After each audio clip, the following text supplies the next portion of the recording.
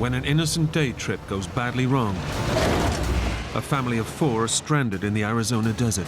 Just a nasty situation that progressively got worse. Miles from the highway, they must walk out in the burning sun.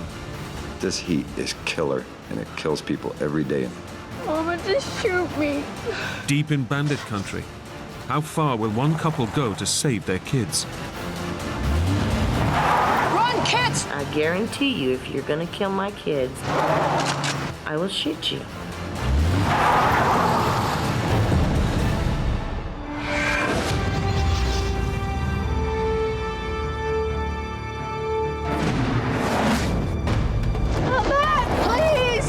Mama!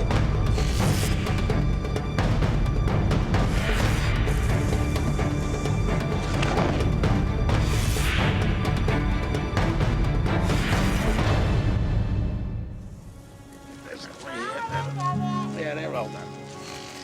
Don't talk with food in your mouth, honey. Shelley, her 2 children, and new boyfriend Roger are enjoying an afternoon out in the Arizona desert. My kids both have been raised in the outdoors. Tiffany was attending school, and Michaela had just started kindergarten. Where did you learn? No, I was at the This is an extra special trip. Shelley's boyfriend Roger has just moved in and wants to make sure everything runs smoothly. What helped the relationship is because the girls really liked Roger. Get that face up. He was always very, very kind to me. Hang on, let me get you a Okay, nap. rub it. Tiffany, at 9 years old, was always reaching for a father figure. I was like, okay, I guess we're gonna try to make this work because the kids really like you. You seem like a good dad. There you go. Oh, oh boy, oh boy. Okay, that's it. Rub it. The girls are my life, and they have always been my life. And I would do anything for them. It's a good break to get out in the desert, and it's close enough, and you can grab a couple packs of hot dogs and some buns, and we're good to go. The family have driven from their home 40 miles away. Okay. For Roger, it's new territory. But Shelley has been coming to this area since she was a child. Coming from a family that didn't have a lot of money, the entertainment that we would do as a family is go out in the desert. The Arizona desert is a vast wilderness, covering 120,000 square miles. It's known as one of the world's harshest environments. But for Shelley and the kids, aged 9 and 5, it's a perfect place to take part in one of their favorite activities. It's always fun. Every time we go out, it's fun. Shelley is curious to know how her new boyfriend will get on. Roger was the kind of guy that worked in an office, in air conditioning. And if things needed done at his house, he would have somebody come over and do it. Pull.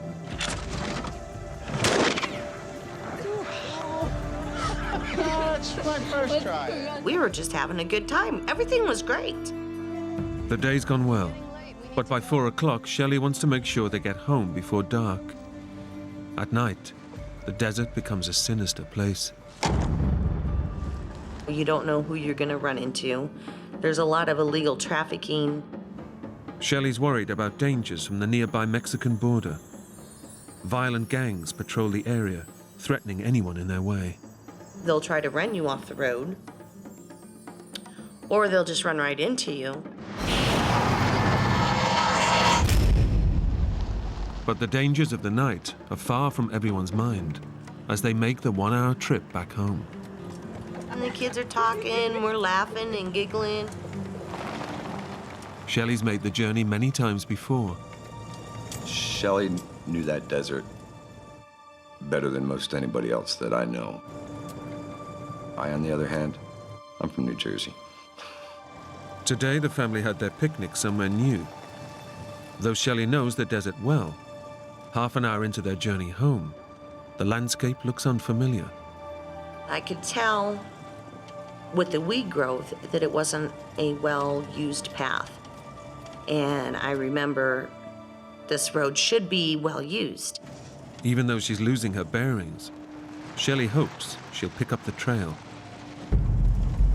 but I thought, well, we'll just go up this road, see if it leads to a main road that I'm used to. But the road becomes more uneven, and it seems they're going further off the beaten track. We went along till I came to a dry riverbed. Take a look. And the sides of it were pretty steep.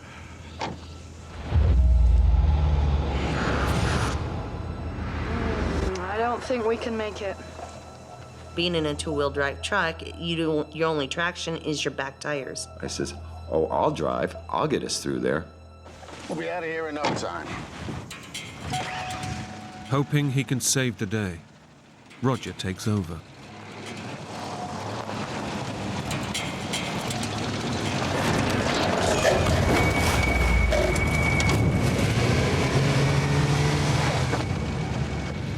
The bumper got hung up on the downside, leaving the rear wheels off the ground spinning like this. The family truck is ill-equipped for this type of terrain and is now totally stuck in the sand. Girls, get out. Roger has a plan to get them out of trouble. We gotta get some sticks and stones, put them under that wheel, and maybe we'll get some traction and get out of here. I didn't really know what was going on at first. I figured they can get it out. We tried putting more rocks up under the wheels because, keep in mind, the wheels were this high off the ground because the truck was sitting like this. We didn't have shovels, of course. We're just going out to go shooting, right? No,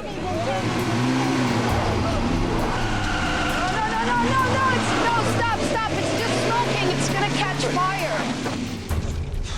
No matter what we did, we just couldn't get enough weight on those wheels.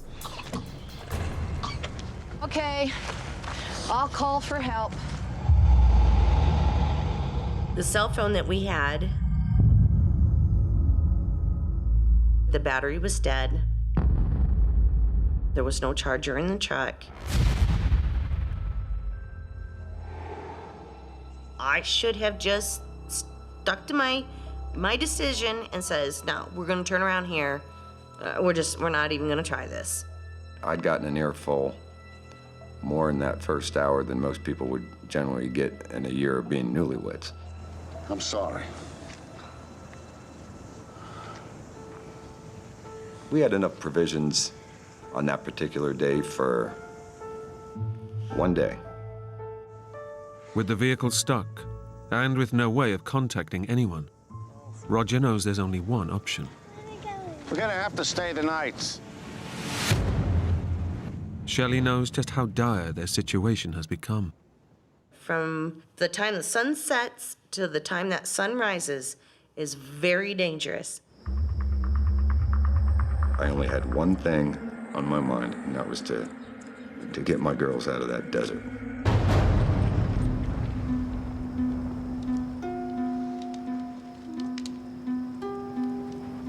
I don't really remember anybody falling asleep that night. Armed with their skeet shooting gun, Shelley and Roger stay awake in the fear of lawless gangs of human smugglers from the Mexican border. Them themselves have no regard for human life, and it don't even matter who it is. It was just praying to God that the girls would be all right and they wouldn't get hurt or worse.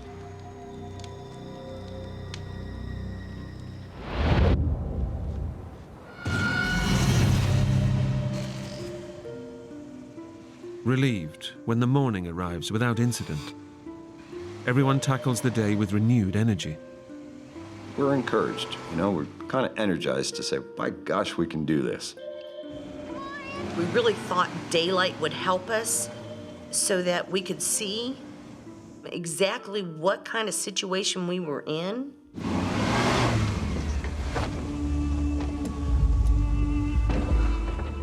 With the truck still stuck fast, Roger knows he's got to come up with something to get his new family home to safety. Why don't you go play with Tiffany for a moment? My brain started saying, Roger, you better think of something. There was that truck we passed a while back. It may have a jack. There was a Bronco that we had passed. The rims were gone. So we decided, well, let's at least try to get to that Bronco, see if it's got a jack in it, and then we can get started again. It's going to be a 4-mile hike back to the Bronco.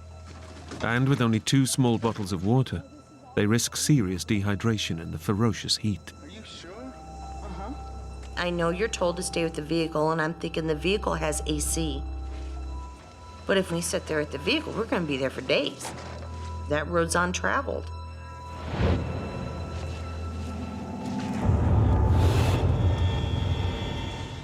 Even at 7 in the morning, the sun is wearing them down.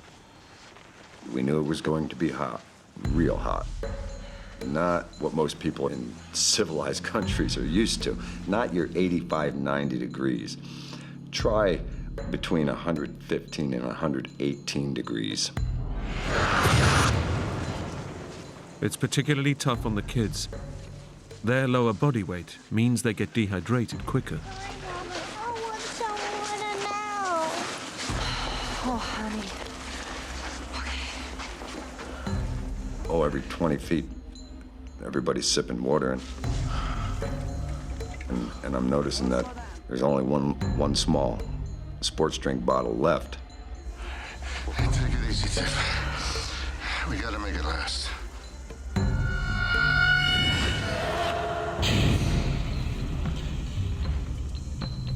Tiffany, was already had enough. And I says, well, let's just get to the Bronco. We'll find the jack and we'll get out of here. Here goes. We're here. The combination of extreme heat and having to stop for the kids means it takes them 5 hours to walk just 4 miles to the Bronco. Okay? You just have a nice long rest. Roger will find the tool. We started going through everything. Lifting everything up, thinking there's got to be jack in here. Damn it! Anything? Nope. When there wasn't a jack, I think everybody was like, what are we gonna do? Roger, Shelley, and the 2 girls are now in serious trouble.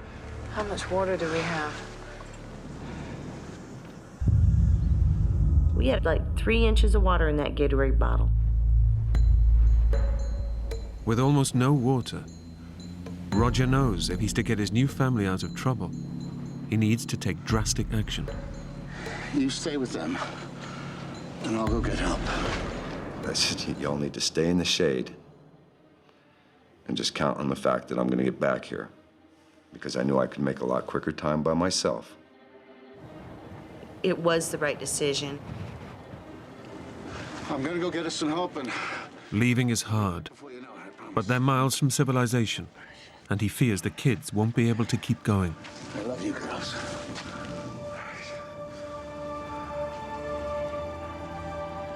Probably the toughest thing that I've ever done in my whole life.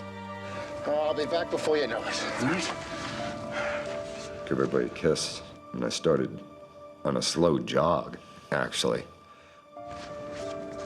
He was feeling very guilty. I mean, when he walked away from us, he almost was running. And I'm thinking, you can't do this in the heat.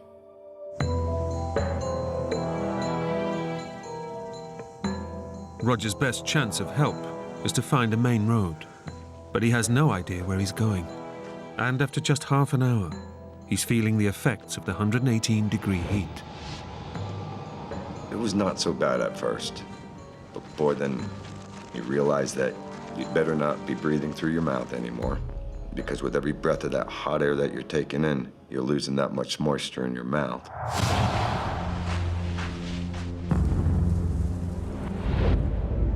Roger has been following the only path in the vast wilderness of the desert. Now, as he stumbles to a junction, he's faced with a choice. One way leads out, the other takes him deeper into the desert. There's not much tire tracks. I'm thinking to myself, this definitely is not the way out.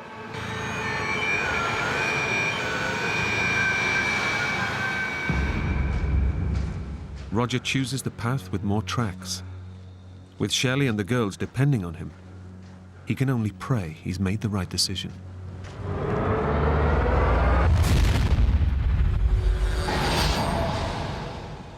As Shelley waits for Roger with her kids, she fears for their survival. I want to go home. We were all really getting weak. You have no water. A helpless and almost a hopeless situation.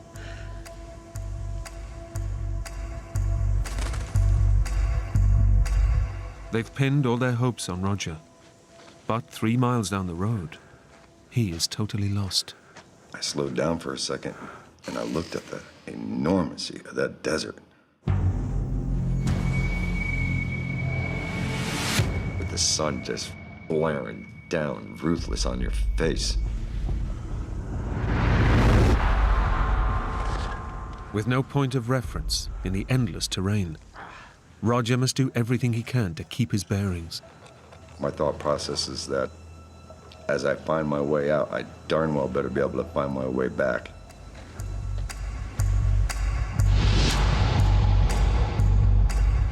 By mid-afternoon, with no sign of Roger, Shelley starts to feel desperate. Maybe we should go.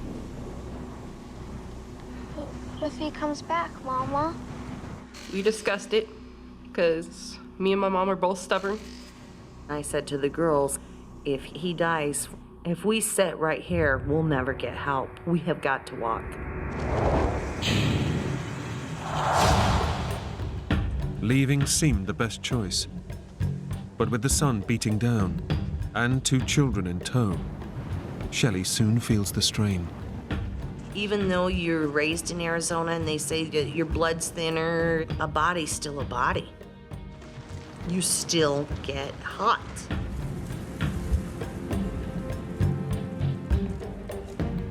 It's kind of like standing next to a fire, but the fire's above your head, and you can feel yourself being burned. And you're running out of complete energy. There's no more energy left. Determined to find help before night falls, Roger has now been walking for 8 hours. The grinding heat and the lack of water is one heck of a combination. You're suffering some serious amount of sunstroke. In these conditions, the average person needs 2 pints of water per hour. But Roger's had none all day.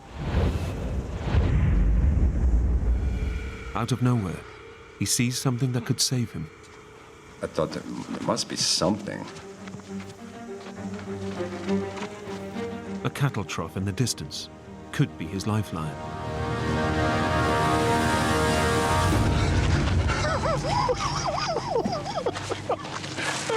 I got mad and started picking up rocks and throwing it at the water trough and kicking it and cursing, and that's when I realized that things were not going to get better in a quick hurry here.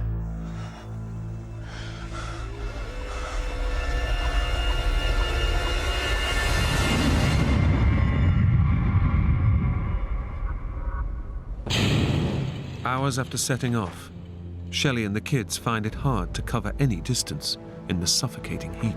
Let's go and sit, have a rest. Until now, there's been no sign of Roger. I had noticed Roger had started putting cans and bottles and stuff in the trees. Now they arrive at the same junction Roger passed earlier. But unlike him, Shelley recognizes the landscape. And I'm like, I know these mountains. If we go straight over those mountains, then home's right over that mountain. Shelley realizes that Roger has taken the wrong road, the one that leads deeper into the desert. She doesn't know what to do. Home's that way. But he went to the right, and if he finds help, he's gonna come back the way he walked. Shelley must decide if her kids will survive the trip over the mountains or whether Roger will find help first. Come on. Come on. She gambles on Roger in the hope he succeeds. Our options were not good options. We didn't have a good option in there. As the afternoon draws on, they become more dehydrated. Without water, the body can't flush out poisons or regulate temperature, causing weakness, headaches, and delirium. My head was hurting, and it just hurt to walk. I was so thirsty, my tongue was sticking to the top of my mouth, and I would do anything for water. The thirst, you get so thirsty. If you could have anything in the world, what do you want? A big glass of ice water.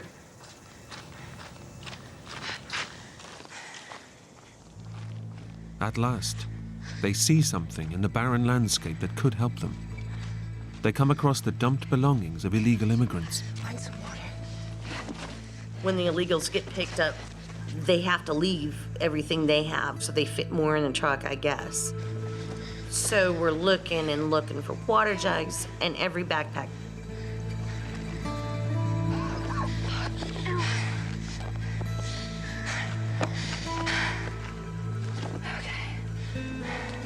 Do you think all these people died out here, Mama? Oh, of course not, honey. Do you think we're gonna die out here, Mom? In my mind, I'm thinking, I don't think we're gonna make it. But at the same time, you can't express that to your kids.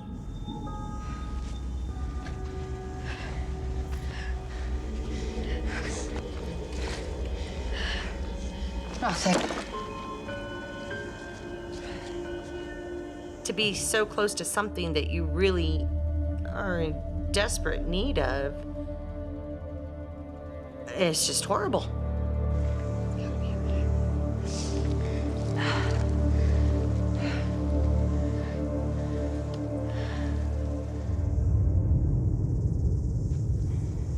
Though exhausted, they keep walking. But their thirst is becoming unbearable. There must be some water in there. There must. Hours after Roger, they come to the same cattle trough that he passed earlier. Nothing. Just have a little rest.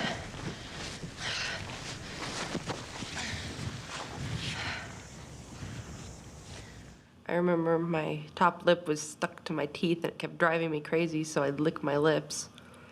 That didn't even work. What about the cactus? Tiffany had suggested that in her class, she learned that the roots of cactus hold more water than the actual cactus.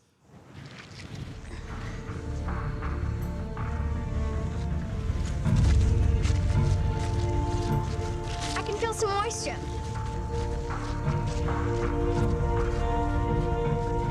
Oh, I don't think so. And you do have moisture underground. But for liquid, no. Though the cactus roots are dry, it gives Shelley a flash of inspiration. I have an idea. I have always heard cactuses hold a lot of water. If I shoot it, I could probably get some liquid out of it and put in this empty Gatorade bottle. Sit back.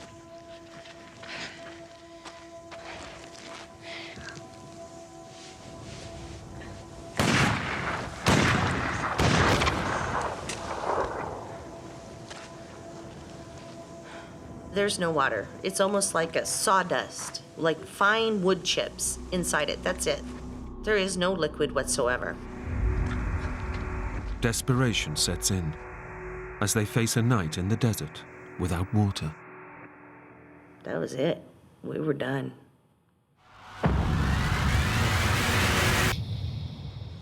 Roger knows how dangerous the desert is at night. As the day ends, He can only pray for Shelley and the girls. I was having a one-sided conversation with Shelley. Shelley, I'm so sorry. Telling her that I love her and telling the kids that I love them and that they just need to hang on and believe in me and that I wouldn't let them down, you know? And just praying to God that they were still alive. Shelley and the kids are facing their second night in the wilderness. I mean, you're tired. You got dehydration working against you. You've got that you've been up since the night before, and now you're up another night with no sleep. Come on, girls. We're gonna walk. Weak as they are, they need to make the most of the cooler night temperature of 85 degrees. If we didn't make as much progress as we could that night, come the next morning, we weren't making it through the next day. Okay, we'll take a walk, and then we'll rest a bit, okay? As they ready themselves to go, the silence of the desert is broken. Tiffany goes, Mom. Shh, it's a car.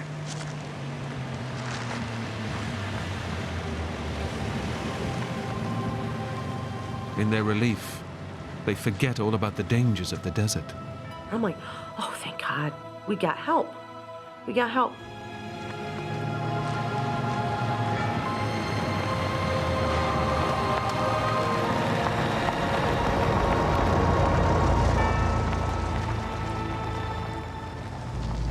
Why didn't it stop? Shelley feels uneasy, and more so when the car turns and faces them. You could hear the engine just make the noise of when somebody has pushed the accelerator to the floor.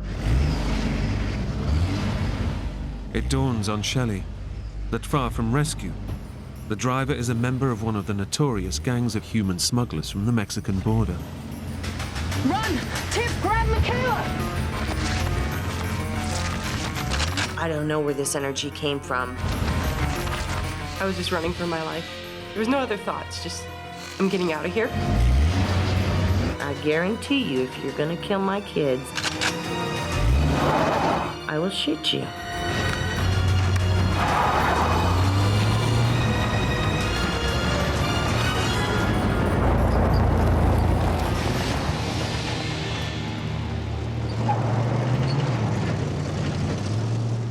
Shelley's bravado pays off, and at the last moment, the driver veers away.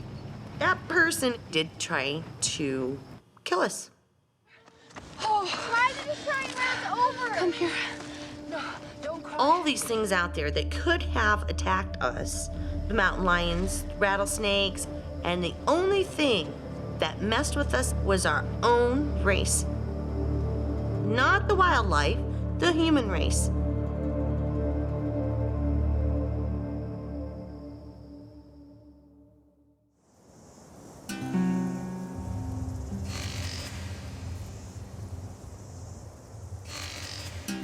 Morning brings a return of the relentless heat, and with it, their chances of getting out alive decrease. I knew we would not make it through the second day. I already knew that. Their only hope of survival now is Roger. But he's struggling as he tries anything to quench his thirst.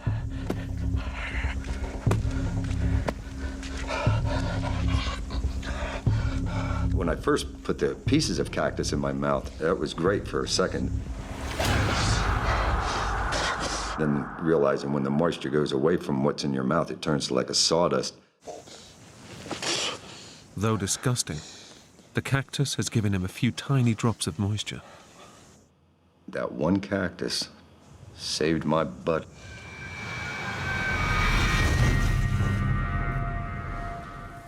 It's been 24 hours now since the girls have had any water, and they too are desperate. We've kind of lost our mind at this point. We're way dehydrated. Mama, can I tell you something weird? What? In our science class, we were told that you can drink your own pee. Really? And I said, oh, That can't be good. Mommy, I just have to have something. I am so thirsty. I'm like, oh my goodness. Okay, well, we are so thirsty.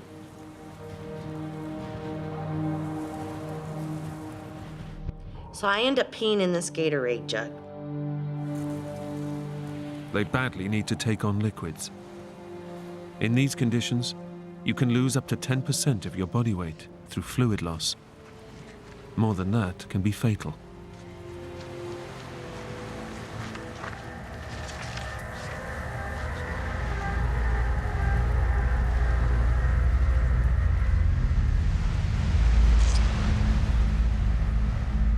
Yeah, I will never forget the taste. It's absolutely disgusting.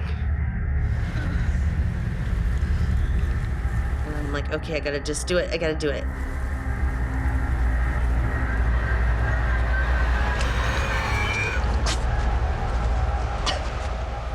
And then I made Michaela. Drink it. Just wet your mouth. It's just so sickening. You can never, ever even imagine to bring yourself to do that.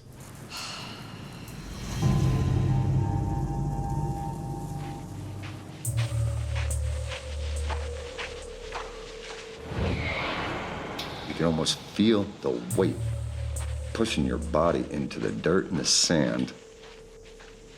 And I wouldn't let him down. I had already let him down enough.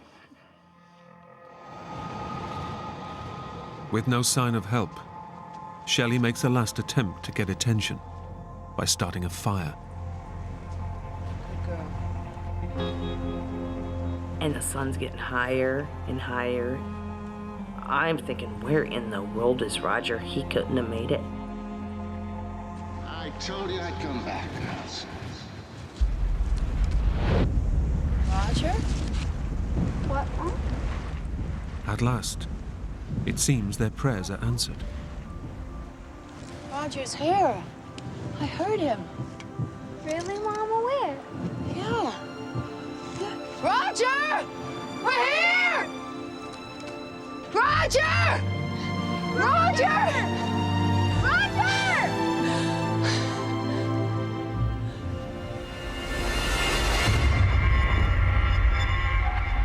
He ain't close to us at all. But your mind takes a vacation. Can you hear him?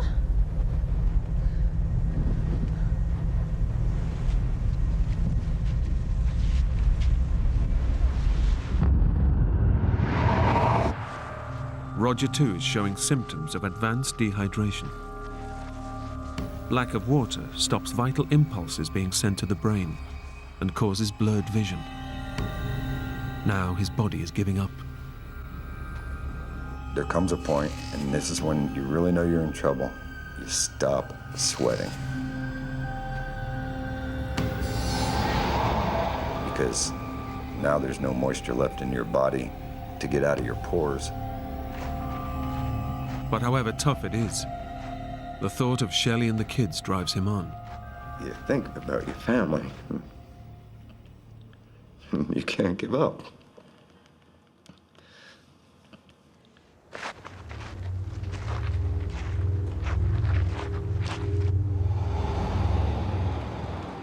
At last, Roger's determination seems to have paid off. I saw a vehicle coming right towards me.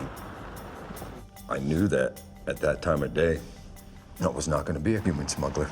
I knew that.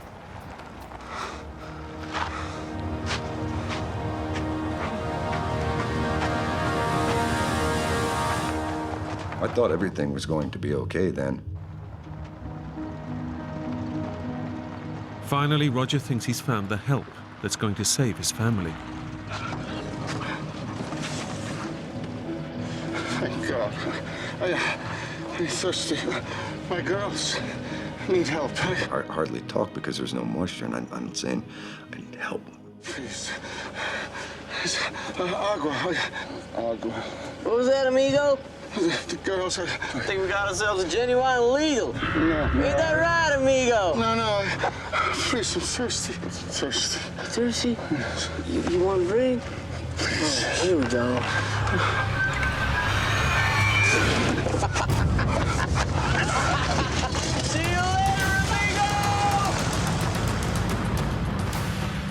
Roger's appearance has changed so drastically that he's mistaken for an illegal immigrant. The most helpless feeling a person could ever have in their life. And I'm like, what else? What else could happen? I knew that Shelley and those kids were running on empty out there.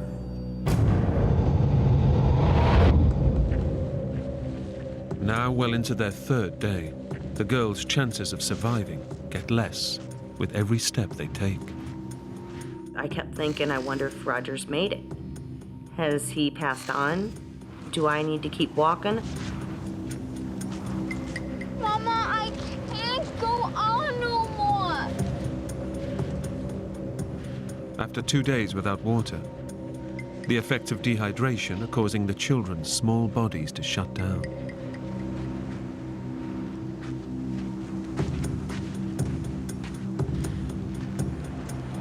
Mama, just shoot me. Just please shoot me, Mama. I really didn't want to live anymore because it was painful. Honey. As soon as she said that, I mean, my heart just sunk.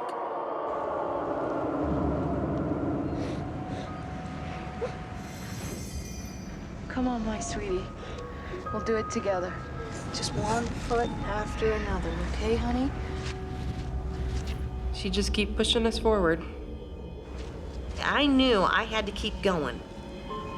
I can't lose these kids. I brought them here on Earth. I can't give up.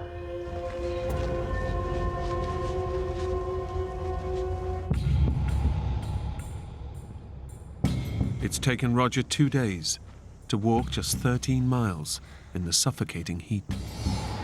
Now he's losing his own battle for survival. I didn't have anything left in my tank mentally, I think, at that point. I couldn't feel any pain or anything anymore. Everything was just starting to get like a hot numbness.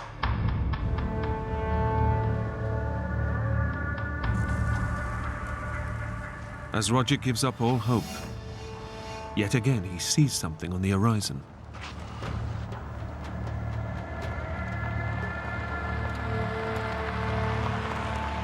That truck came right up the same exact path that the prior one had come, right at me.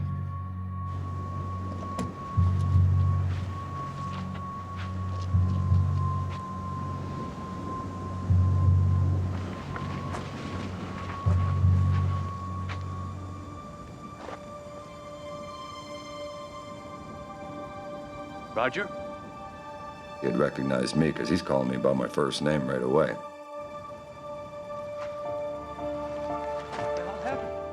Against all odds, the driver knows Roger. And I realized that he's one of my customers from work. It was pretty cool. But very emotional.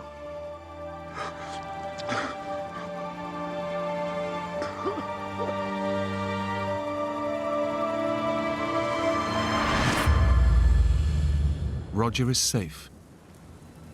But a few miles away, the girls can't go on anymore. With no shade, all that Shelley can do is bury her kids in the sand to cool them down. I crawled to her on my stomach, and I'm so weak, and I just start putting dirt on her, and I could never get her covered.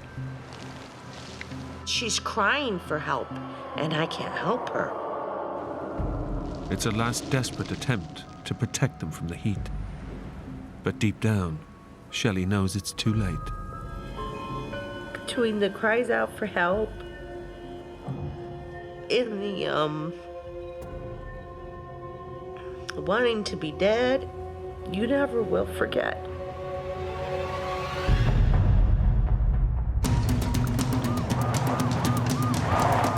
When the rescue services arrive, there's still only one thing on Roger's mind. Sir? The girls and their mother. He says, we're gonna take you to the hospital. I said, your ass, you're taking me to a damn hospital. I said, I'm getting my family. They're out there. We gotta. What girls, sir? The girls. I can show you where they are. Girls. We gotta find them. Can't you go any faster?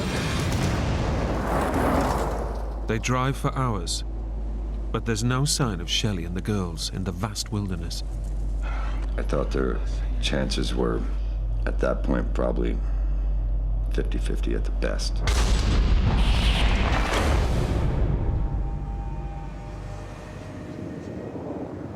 Out of nowhere, there's the sound of a car.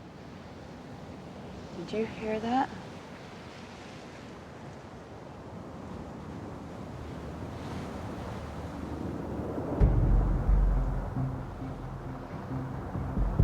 And I start crawling on my hands and knees. Please, please, please, where? With as dry of a mouth as I have, you're dehydrated, you're weak, and yelling for all you're worth. Please, where? Well, they kept on going. They never looked in the rearview mirror.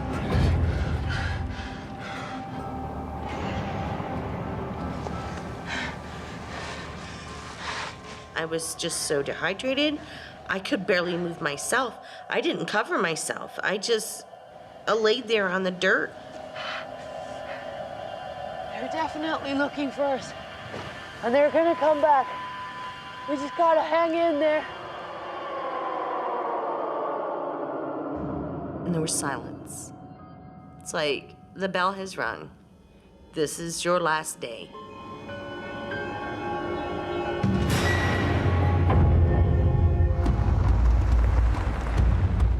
Roger's beginning to lose hope that he'll find the girls alive. Is this all right?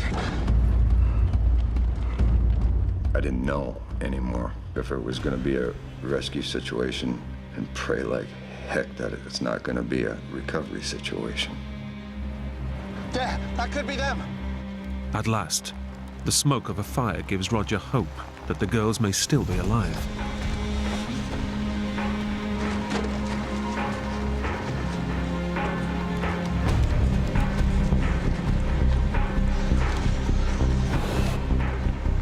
There, that's their footprints. I recognize them. Clear as day, I could tell that they were from the girls because Tiffany and Michaela were wearing these sandals that had little circles for the tread. So now I'm really encouraged. A full rescue team is mobilized, but they're almost out of time.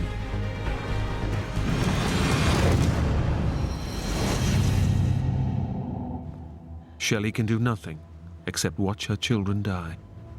And watching them dehydrate, that's memories, that's images that you never forget.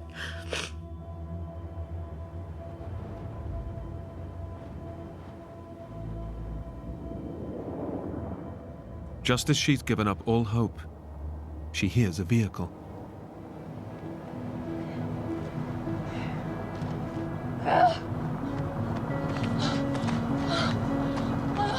So I came up, and that's when I seen that it was the ranger.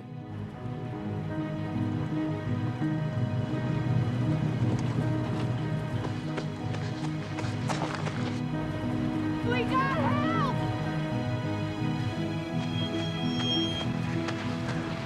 So it was right there on the cusp of life and death when we actually did get the help.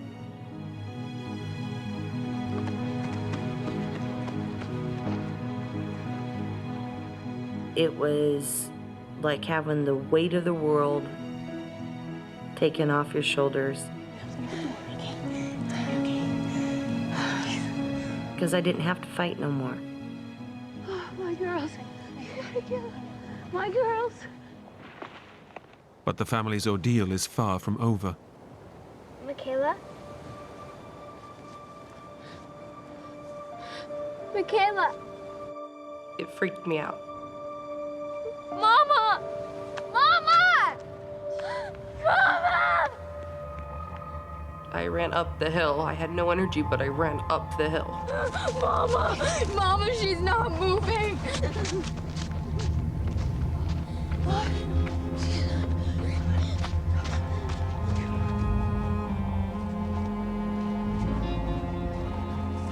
I thought, well, in the midst of trying to find somebody to help us, she'd passed away.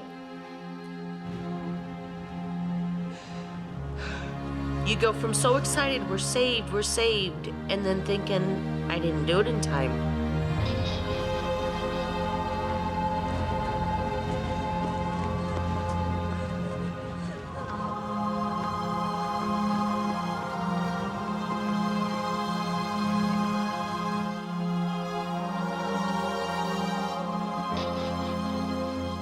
They kept trying to wake her up. They could not wake her at all.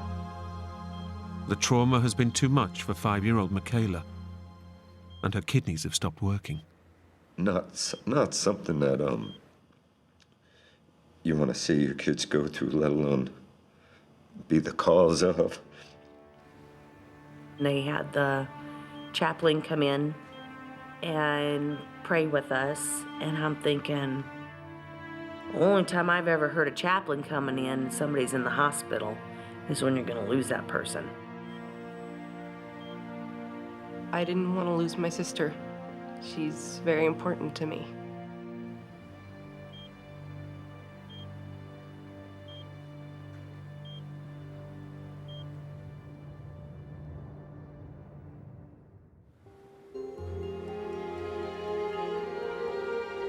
I woke up and I looked down at my arm and I had an IV in my arm. And I remember looking to the side of me and seeing my mom. I was so happy that everybody was alive. They say a human can only last out in that desert 8 hours without water. Now, we lasted a lot longer than that. And a lot of that comes from my love for them. And the pure drive to survive.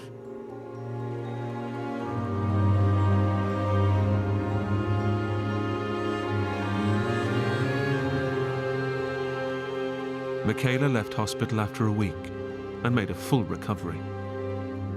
Roger and Shelley got married a year later and are still together.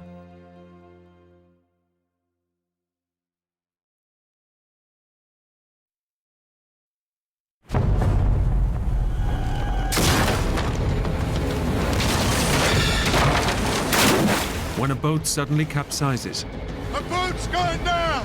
Everybody off! Skipper Steve Conway and 4 young crew are left stranded in the Gulf of Mexico. I'm not dying in here! I was terrified beyond belief. Floating aimlessly without a life raft, they face exposure, hypothermia, and the threat of drowning. Travis! Steve must draw on every ounce of his experience to keep the 4 young men alive. You've got to have a fierce will to live. Come back!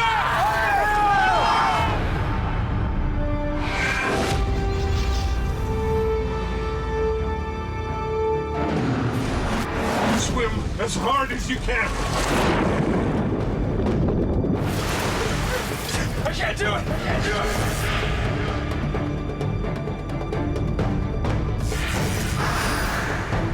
Oh my God, what is that? Swim!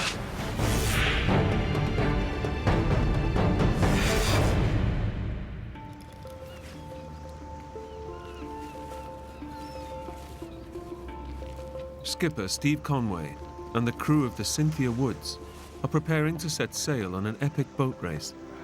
Hey, where do you want me to put this food? Behind the stove. Steve is a vastly experienced sailor. A Coast Guard commander for 21 years, he has a lifelong love of the ocean. Ross? Yeah? You got that halyard connected? Yeah, it's all done. When people get around the ocean, one or two things happen. They either fall in love with the ocean or they fall out of love with the ocean. And I can't really explain why it happens, but for a number of us who go out on the water, there's just a an affinity, a feel for it that's like nothing else. Where do you want the clothes? Down in the drawers. Steve's young crew today is a team of students from Texas A&M University. Make sure that everything's secured.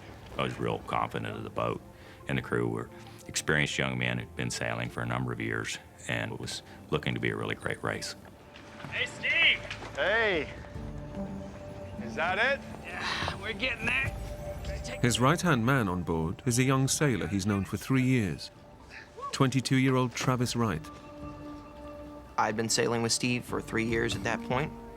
An excellent sailor and a very safe person, but very experienced and definitely the leading presence on the boat. He was definitely fully in command. As Steve bids his wife goodbye, he's all too aware of the responsibility he has for his young crew. All right, Travis, can you do the stern line? I was designated skipper of the vessel, and as such, the skipper is ultimately responsible for everything. It's not a responsibility that you take lightly, and it's not a responsibility you can walk away from.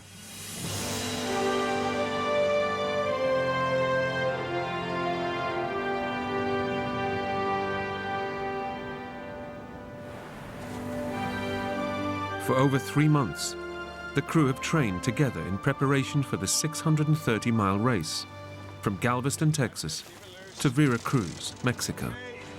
Almost there, a little bit more. The feel of the wind and the sound of the wind through the rigging and the feel of the boat in the waves is just almost addictive. They sail 6 miles out of the harbor, and boat safety officer Roger Stone counts them down to the start of the race. What time is it now, Roger? Okay, 20 seconds, 20 seconds. 20 seconds, gentlemen. 20 seconds. Roger was a very experienced sailor, very experienced racer, a really great coach. Just a great way of explaining to the young men and women what to do and how to do it. We're coming up to the line. Getting ready. 10 seconds. 10 seconds, guys. 4, 3, 2. Yeah, we go. Here we go. All right.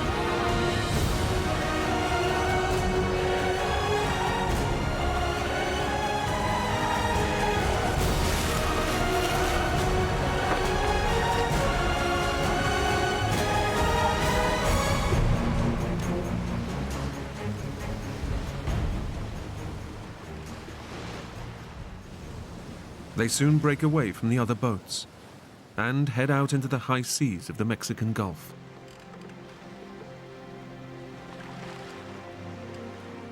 Just keep it pointed 180 degrees due south. Steve Guy is the least experienced sailor on board and is relishing the chance to take part in a big ocean race. Travis was sitting next to me showing me kind of how to do things, and Doing good. I felt pretty good.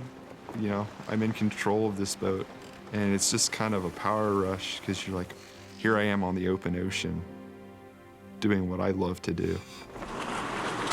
Enjoying yourself, Steve? Oh, yeah. Everyone was ready to go, but you could also tell we were also in that competitive mood of we're wanting to do this right. Here's a way to see how fast we're going. See? Adjust the sail and see how we go faster. Okay. As the race gets underway, the crew are in high spirits and excited by the challenge ahead. Doing good. Yeah.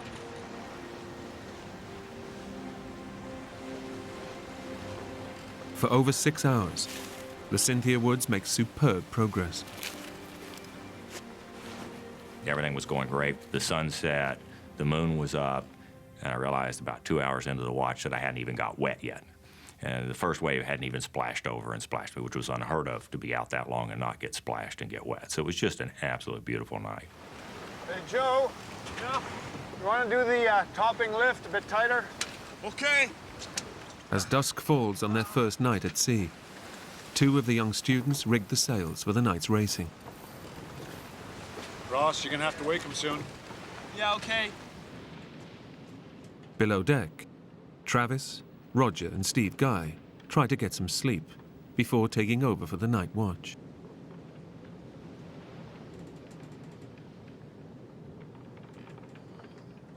It wasn't my time to go on deck yet. I just decided, okay, I'll get up, I'll get something to eat, I'll go you know, shoot the breeze with the guys on deck and see what's up and start getting settled in. That's when it all started going downhill.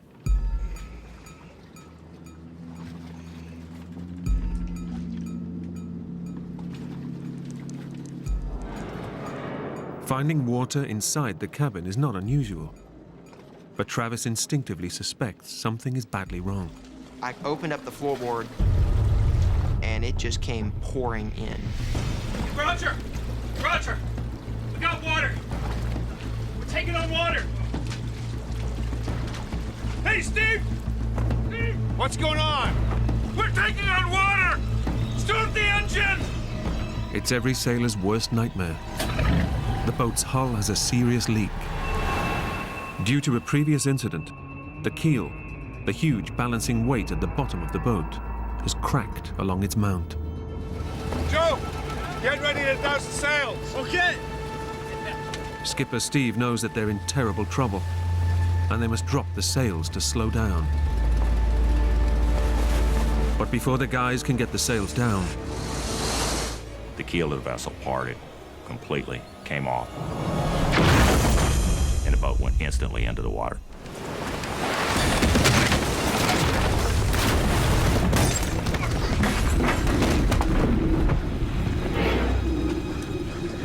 The boat just laid over into the water, just completely horizontal. All of a sudden, the lights go out. The engine shuts off. What happened? I don't know! up on deck, Skipper Steve is clinging to the capsized boat. I was hanging underneath the boat because it wasn't still up out of the water at that point, thinking it was time to go. A boat's going down! Everybody off! Unclip yourselves!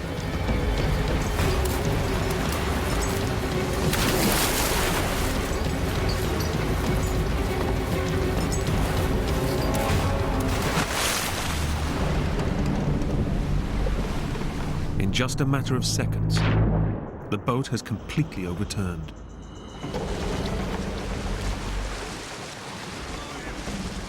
Steve and the two students on deck escaped the sinking boat. Oh, guys. Hey, did you see anybody? No. But Roger, Travis, and Steve Guy are trapped inside. And seawater is flooding in. I'm not dying in here! Yeah, I screamed it, I'm not dying in here. This is not where I'm gonna die. Unless they can find a way out of the cabin, they are just seconds from being dragged to the bottom of the ocean. Emotion's telling you at that point, you're screwed. I mean, there is no way out of a situation like this.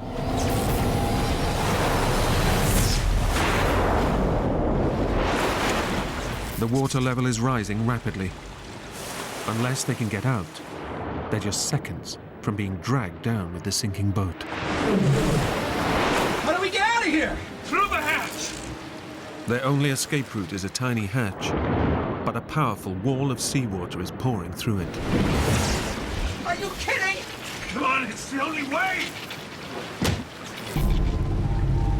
I'm sitting there thinking to myself, how am I gonna swim through here? I don't even think an Olympic swimmer could actually get through this with all the water rushing through. Let me try. Let me try.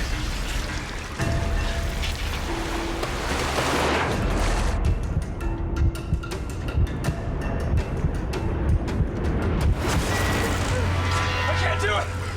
I can't do it! We couldn't even hope to match the flow. I was hoping to grab the sides of it and force my way out, but the first time I tried that, it blew me right back.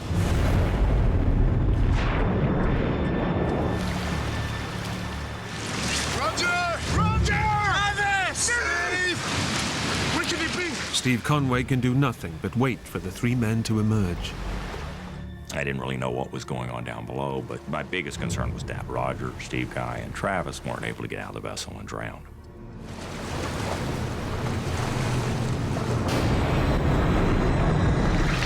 Gotta get out of here, man. What are we gonna do? I was terrified beyond belief. I don't even want to see what my face looked like at that point. Take a deep breath. Go for it. I'll push you through. It's your only chance. As I was trying to go down the second time, Roger grabbed my legs and pushed.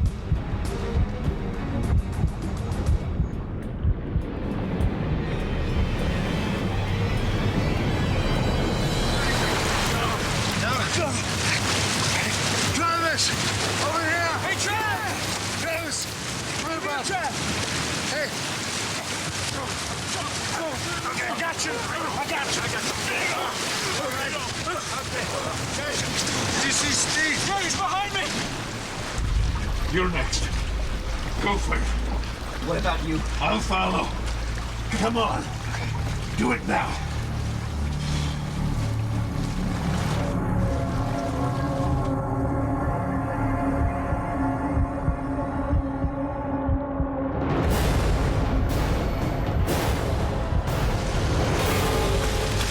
Steve! Steve! Steve! Come here! Come on! Go on, do it! I got you! Okay! Hold on! Hey! We got you! 5 of the 6 crew are now out of the boat, but there is still 1 man missing. They wait.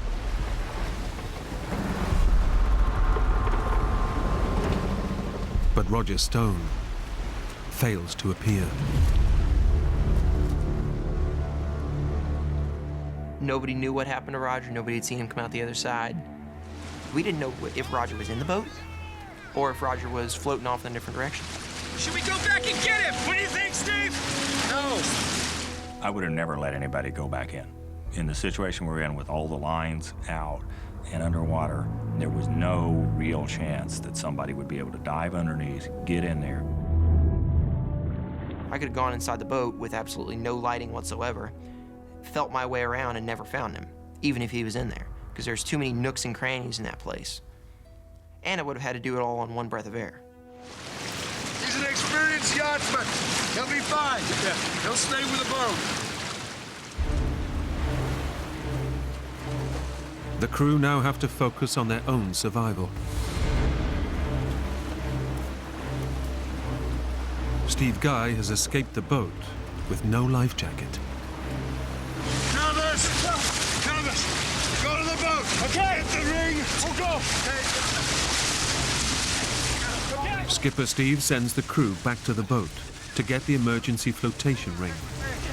All right, hold on. Yeah, okay. It was very crucial. We already knew that Steven didn't have a life jacket. If he had the horseshoe ring, he'd have something to float with.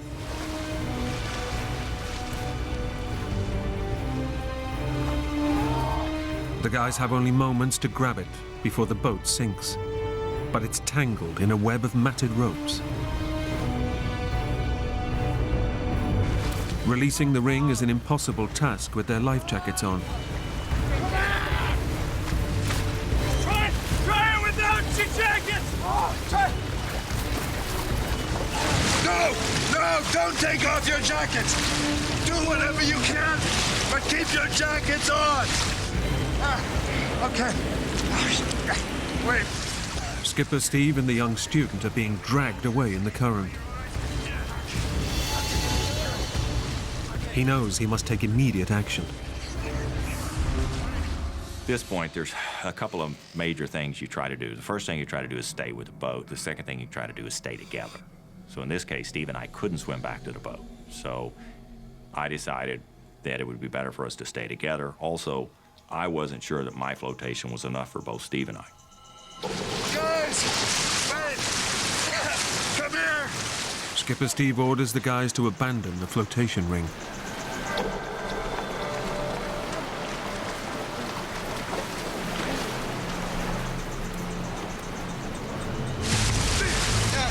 Need your help. Steve doesn't have a jacket.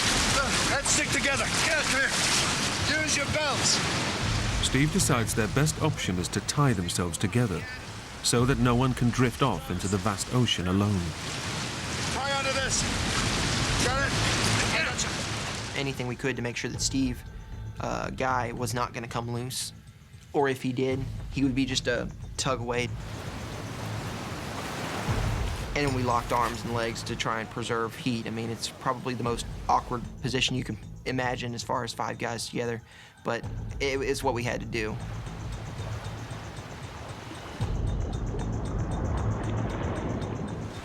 As their boat sinks in front of them, all they can do is pray for rescue.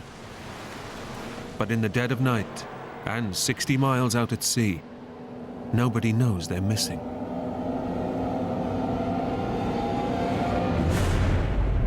Our chances of getting out of this mess are less than 10% easy.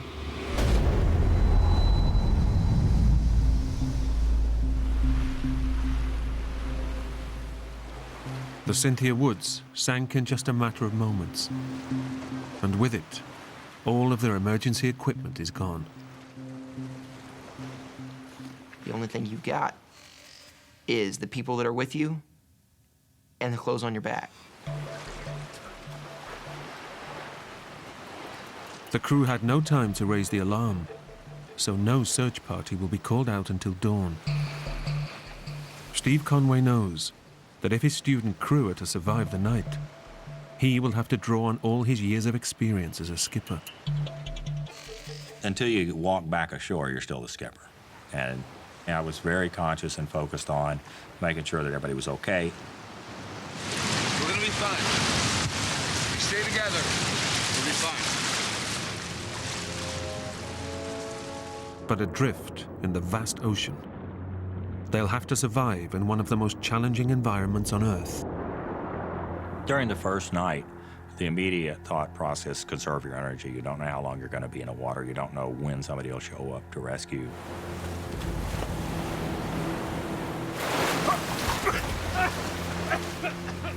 About every 3 to 5 minutes, the water would blow up our nose, no matter what we did, how we turned from the wave action. And you'd gag it up, spit it out, curse for a minute, and about 3 to 5 minutes later, it'd happen again. Try not to swallow the water. I can't help it.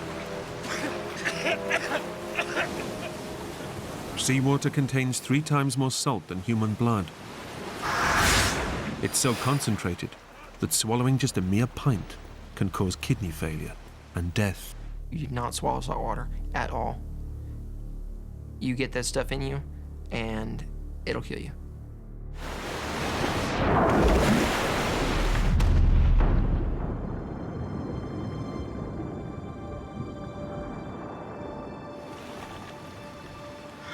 I'm starving. Really? Yeah, when I get out of here, I'm gonna have the biggest feast. We were just kind of talking, you know, saying, kind of joking around, you know, so what are you gonna do when you get rescued, you know? Oh man, my parents are gonna be mad when they find out we're here. Steve was like, well, don't get in between me and the bar because that's where I'm gonna be when I get picked up. A beer is the first thing I'm gonna have when we get out there. Joe, you still got your shoes on? Everybody else had lost their shoes except Joseph, who had a brand new pair of Nikes. Nothing's gonna take my shoes from me.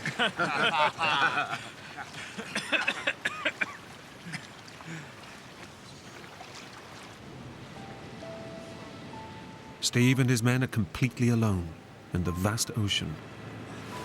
Hey guys, I can see something. Is that a boat? On the horizon, they spot something that gives them a glimmer of hope.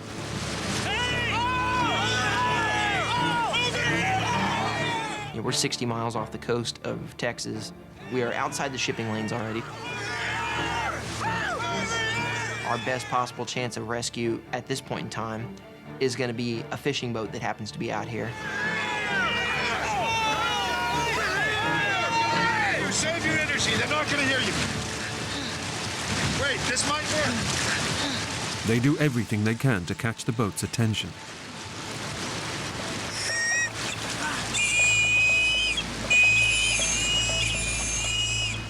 hopes were really high, hoping that maybe someone on the deck would be like, oh, what's that little light flashing out there, and tell someone on the bridge what was going on. But that didn't happen. Even if we do see somebody and trigger, you know, any of the signaling devices we all have whistles on our vests and lights and that kind of stuff. There is a very slim to none chance that they're going to see us and recognize us as people in distress. But the boat fails to see them. Shoot! I'll be honest. I will. I'll be honest.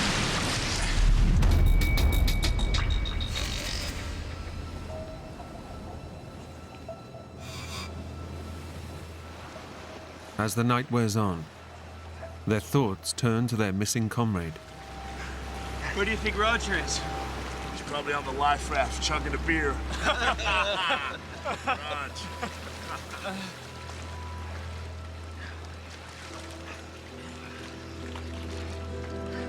Do you think he's okay?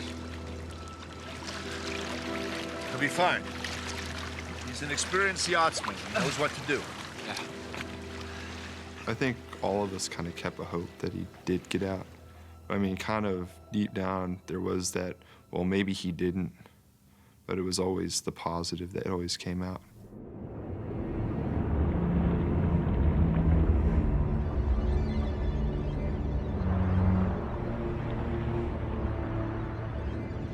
At this point, we weren't talking too much.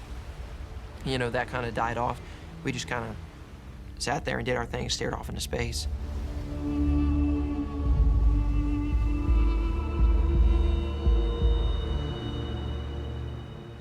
About 3:30 in the morning, I remember thinking, we're floating along, we're all lashed together, 4 to 6 foot waves, and thinking that I really ought to be on a boat about 10 miles farther south sailing.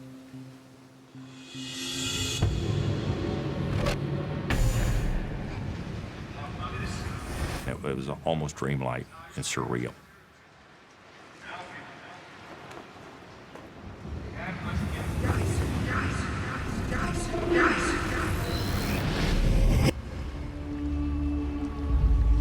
As they drift on the ocean current, Steve Guy spots something on the horizon. Did you see that? It's one of the many unmanned oil rigs dotted around the Mexican Gulf. And for young Steve, an obvious way out of the ordeal. To me, there it was, and we're getting pushed down to it. It almost seemed like we were circling around it, like someone upstairs was saying, hey, look, guys, there's a platform for you. I thought it was worth trying to swim towards the platform. You think we could swim there? It's about 7 miles away. How can you tell? Well, when you're in the ocean, the line of the horizon is about 7 or 8 miles away. And distance isn't the only problem. So I have to realize that that structure is 100 and something feet over the water. And even if you swim to it, how do you get out of the water? What do we do when we get there, huh? How do we get on it? Travis was the student skipper and sort of second after me, so he was my rock that I stuck with as far as any kind of discussion about what should we do. Should we try to swim? Should we do this or that?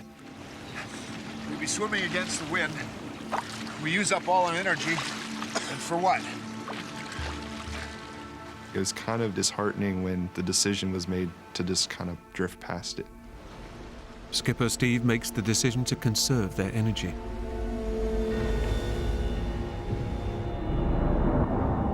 They're now pinning all their hopes on rescuers finding them. But even staying put is no guarantee of safety. The Mexican Gulf is a shark-infested body of water. Big sharks. Those are the ones you worry about. Tigers are probably the most risky. They get really large. And it's not long before Steve's worst fears are realized.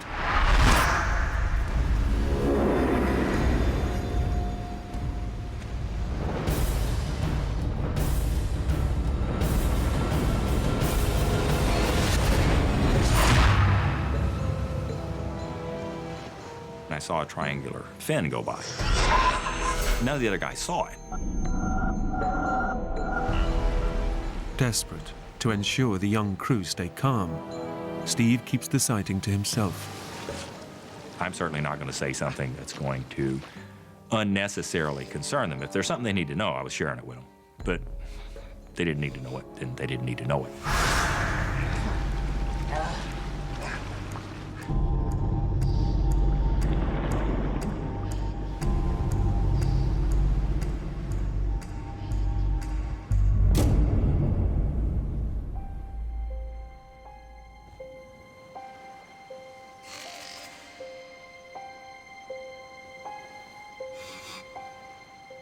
For me, I think there was a sense of relief as the sun rose. I remember thinking, okay, it's light. And just psychologically, I think the light was reassuring. We could see more of what was around us. Less risk of something surprising us, certainly. And with the morning light comes the hope that a search will soon be launched. What's gonna happen is this.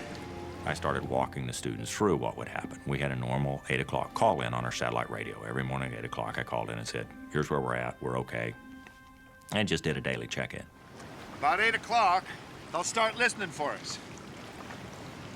I figure about 8:15, they'll call the Coast Guard. So, when do you think they'll send out a search? Well, I figure about 10 o'clock, we'll see the first planes. What if they don't find us? Will they stop searching? Oh, not for a long time yet, buddy. I figure about 8 to 10 days. This kind of a search, you just keep it up long past there's any chance of people surviving, actually.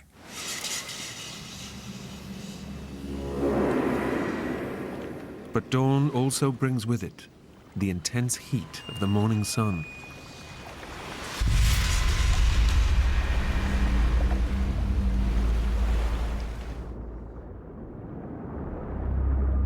The sun was out, none of us had caps on.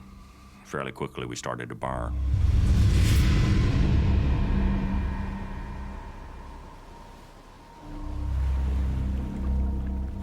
My God, it was hot as heck.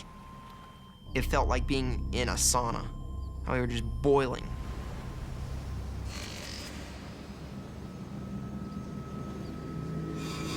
By midday, it's been 13 hours since the boat sank, but there's still no sign of rescue. We should be seeing something. We should be seeing, you know, planes or hearing planes fly over, even at a distance. It was getting to the point where we were all very tired. Steve Conway knows he must keep his crew focused. On the horizon is the oil rig, the same one they saw the previous night. Let's swim for the rig. Hope you'd agreed that was a dumb idea. Well, I changed my mind. With the wind behind us, I think we can make it. Only hours earlier, they'd rejected swimming to the rig because it was just too far away. What?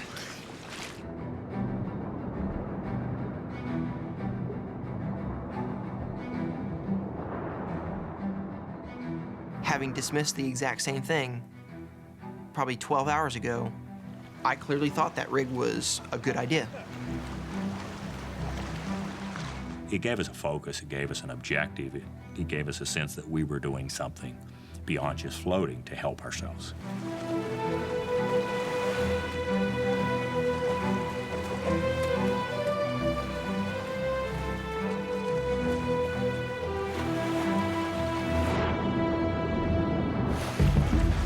The life jackets were very much starting to chafe on us and starting to really rub parts of our skin raw. So I, at one point, stripped out of mine and gave it to Steven. I gotta get Steve my jacket. Oh, thank you, Travis. The men swim for over 2 hours, but they're making almost no progress towards the rig, and the effort is draining. It was the dumbest thing I can think of possibly doing in retrospect, because I was thinking that rig was probably about 5-10 miles away, but my perspective significantly skewed at that point. The energy expenditure of trying to swim against the waves and against the wind, you're not going to get very far for the amount of energy that you're going to put out.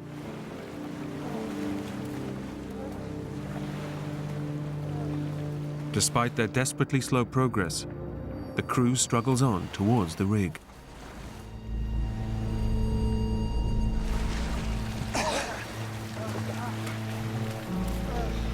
But exhaustion is not their only enemy.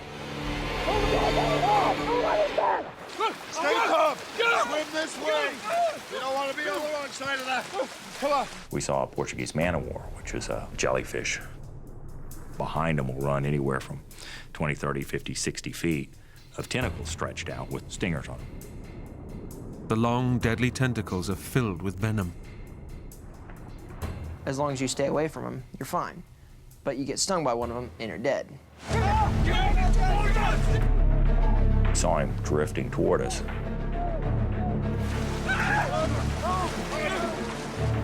We knew we had to swim quickly.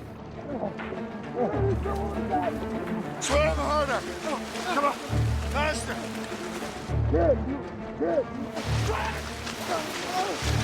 Come on. Come on. Okay. They finally escape the deadly jellyfish. But they've pushed themselves to the limit.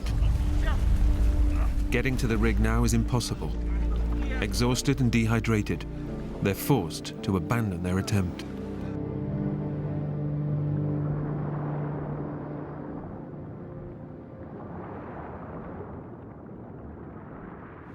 They've now been in the water for over 14 hours, and the ordeal is starting to take a terrible physical toll. By about 2 o'clock, it had been roughly 24 hours since I had last had any kind of food or drink, and I figured everybody else was in the same position. Fairly dehydrated from being out there in the water and sweating it all out all day.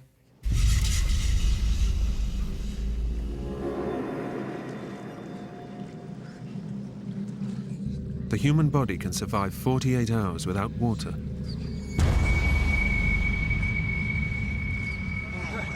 But with the sun beating down and their skin exposed to salt water, the crew are succumbing rapidly to extreme dehydration. One of the big hazards of being in saltwater is dehydration, which sounds totally backwards. You know, you're floating in the water and you're becoming dehydrated. Our fingers were just puckered up and just totally, dried up.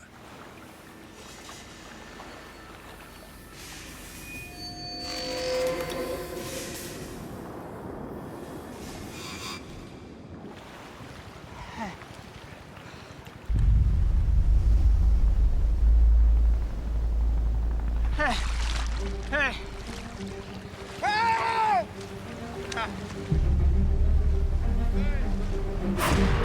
Finally, by mid-afternoon, the authorities have detected a signal from the sunken boat's transponder, and a full rescue attempt is underway. The helicopter arrived late that afternoon, and we actually saw it hovering out off in the distance. After withstanding 14 hours out in the ocean, it seems that their ordeal is about to end. Go over here!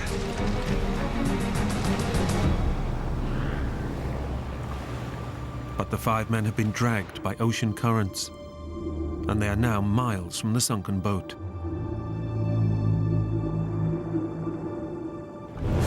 They can do nothing but watch helplessly as the search plays out in the distance. We could see them the whole time. They just couldn't see us. It builds you up and then it crushes you. Oh God, there it is. This could be the one, and then it's not. They're never gonna find us. I just kind of snapped at that point. Shut up, Travis.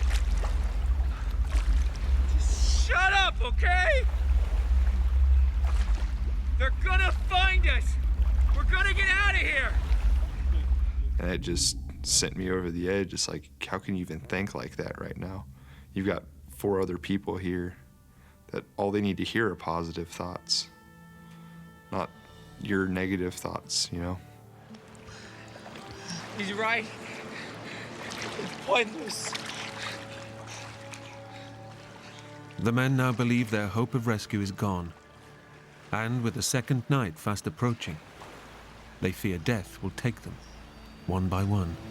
It was so late at that point that we all kind of were probably thinking the same thing. It's, you know, they haven't seen us yet. We're not doing well at all. Somebody's gonna be going pretty soon.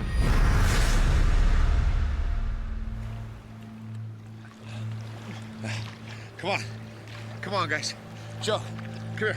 Travis, come here. Come on. Closer. Come on. In together. That's it. Good. Come on. We stay together, right? A whole day, with no protection against the blazing sun, has pushed the crew to the edge. The lower portion of my stomach was burned. My arms were burned, my legs were burned, and my face was burned. I wanted the burn to go away. Dear God, did I want the burn to go away?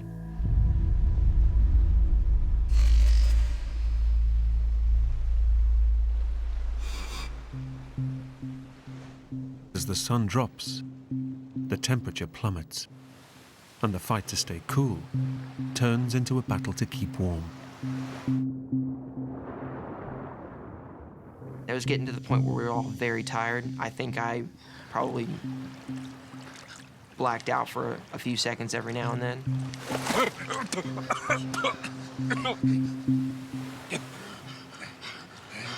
Come on. Sorry, closer. Sorry.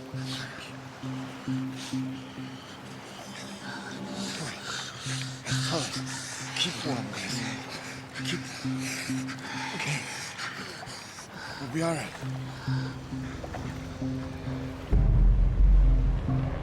With light fading, the rescue helicopters begin to disappear over the horizon. And Skipper Steve drops a bombshell.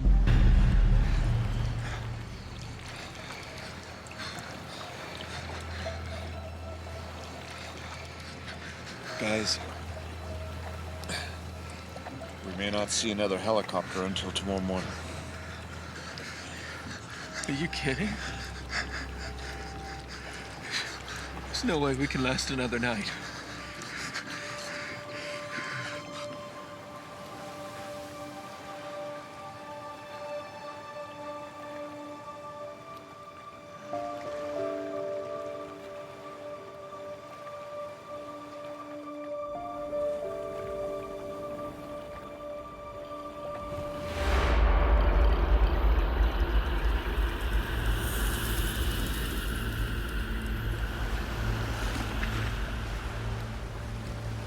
I was deathly afraid of the impact of the young men I was with dying on their families. To be in any way responsible for somebody, a parent, losing a child, I couldn't imagine. Let me tell you about a case study that I read. A fishing boat overturned, and a very fit 22-year-old football player died. But a 68-year-old grandmother survived. How come? Afterwards, they interviewed the grandmother, and they asked, how was it your grandson, who was so much fitter, died? And she goes, I wasn't gonna give up. I wasn't going to die. You've got to have a fierce will to live. You've just got to never give up. The will to survive is the most critical thing for us to make it through. We must never give up, okay? Never giving up was the critical thing for our survival.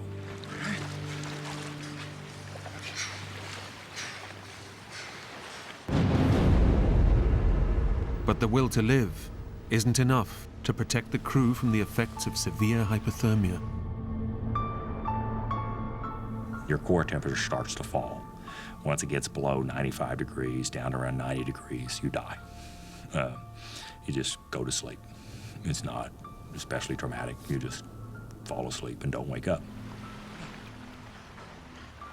Joe started going in and out of it because he kind of, I guess he fell asleep. And he started reaching over and started grabbing Ross's face. Joe. Hey, Joe, what are you doing? Sorry.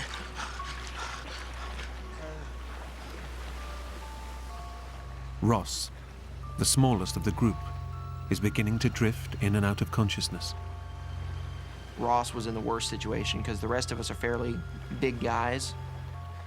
Ross had 0 body fat, so he had no insulation like the rest of us, and it was noticeably affecting him more. He wasn't talking at this point. Skipper Steve has done all he can to keep his crew alive. But after nearly 20 hours in the sea, he too is now fading fast. We'd all been out in the water the same amount of time. The bigger guys would have probably lasted an hour, maybe 2 more. But if Steve was going, we didn't have much more time either.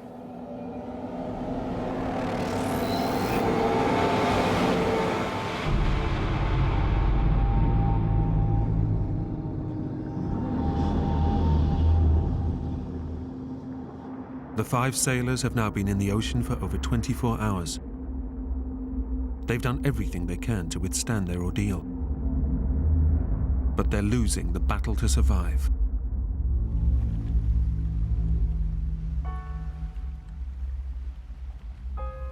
You know, in the dark, it's kind of depressing. Just this vast expanse of ocean. I felt really small, you know. Here you are, you feel like a grain of sand in the world. They've suffered acute exposure to the sun, extreme dehydration and hypothermia,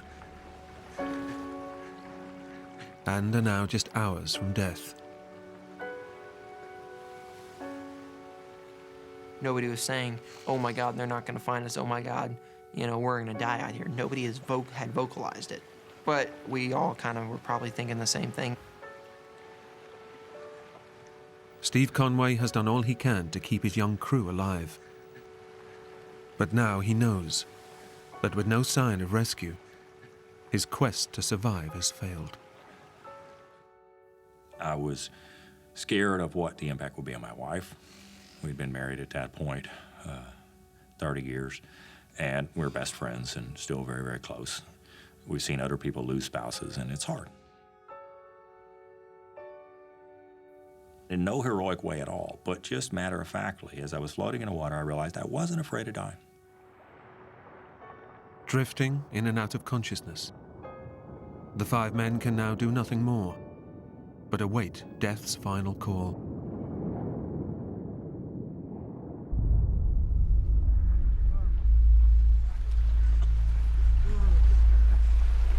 Then, out in the darkness, comes the sight they've been dreaming of.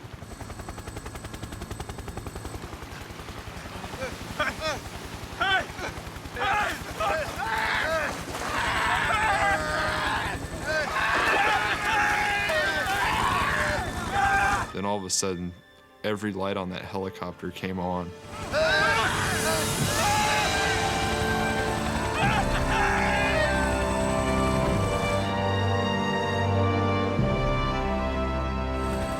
The rescue search hadn't been abandoned for the night.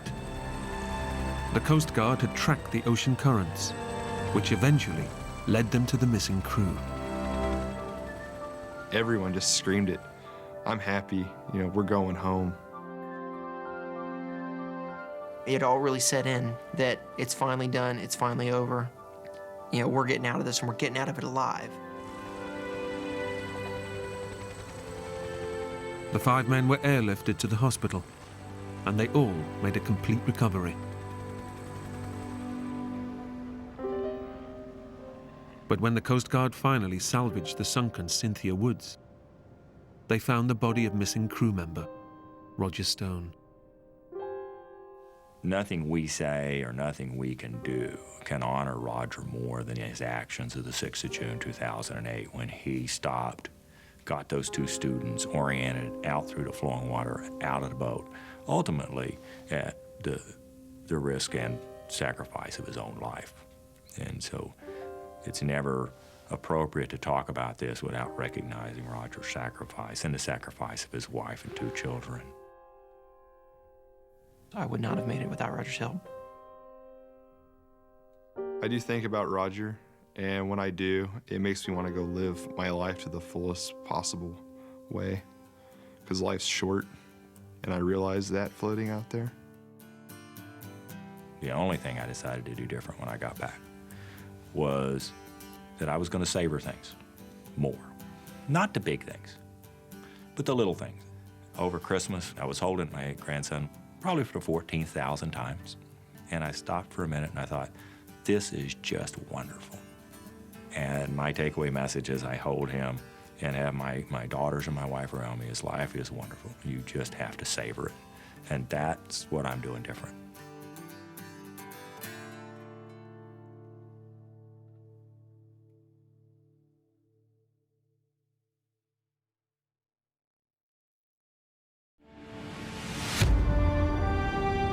On Mount Everest, a climber slips into unconsciousness at 28,000 feet.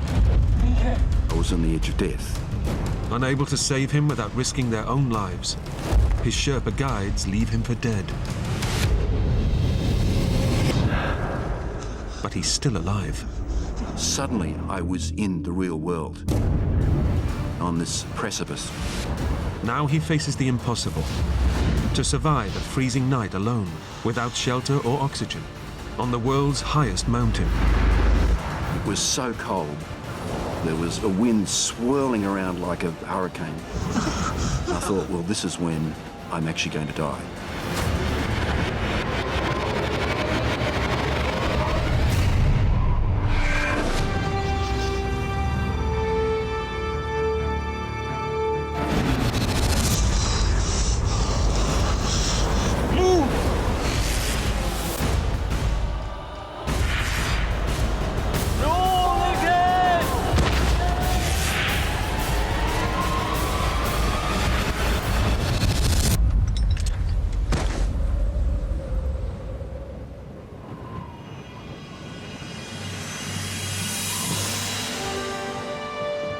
Mount Everest, the highest place on Earth. It's the holy grail for mountaineers and a lifelong obsession for Australian climber Lincoln Hall. My fascination with Everest began in the 1980s. I became so obsessed with climbing that I just kept going as far with it as I could. And that took me to Everest.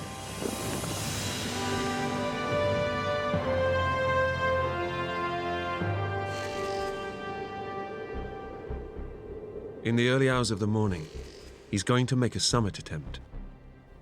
But it won't be his first. 22 years ago, Lincoln got to within 1,500 feet of the summit before conditions became too dangerous and he was forced to abort his climb. When I got down to the base camp, I was overwhelmed by disappointment. It was almost like a poison. I just couldn't let that happen again. But now, aged 50, and with a wife and family, Lincoln knows that this is his last chance. Having a family made a huge difference to Lincoln. Even though this had been his dream for a couple of decades, not coming back wasn't an option. I just turned 50 and I was nowhere near my strength that I'd had back in my heyday. And I knew that the only way I was going to get through this was through the strength of my mind. Okay, George, let's go, mate. It's close to midnight, and Lincoln prepares to leave the pre-summit camp with his Sherpa guides. In front of them lie 1,800 vertical feet and an arduous 9-hour high-altitude climb. I had a feeling that I was attempting the impossible. And Lincoln knows that this year alone, 10 climbers have died trying to reach the summit.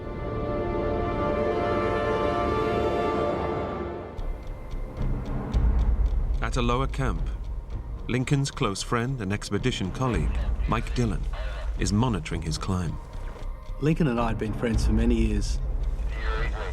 She was one of the best climbers in Australia and a great friend. Lincoln's left camp, Mike. Over. We were expecting to hear, hopefully, good news.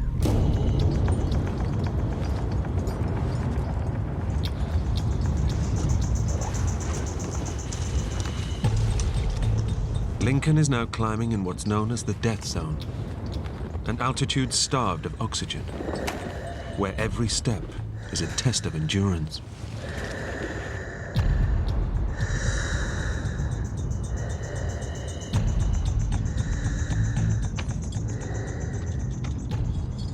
Then the ambition starts to come in, and the excitement starts to come in, and the energy comes in, because this was my big chance.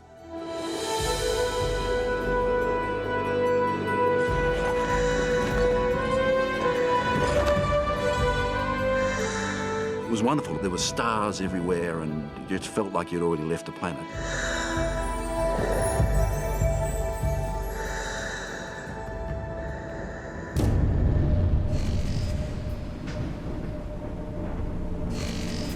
As dawn breaks, he reaches what's known to climbers as the second step, the biggest obstacle between Lincoln and his dream. It was just all that joy of the technical part of climbing combined with the world's greatest mountain.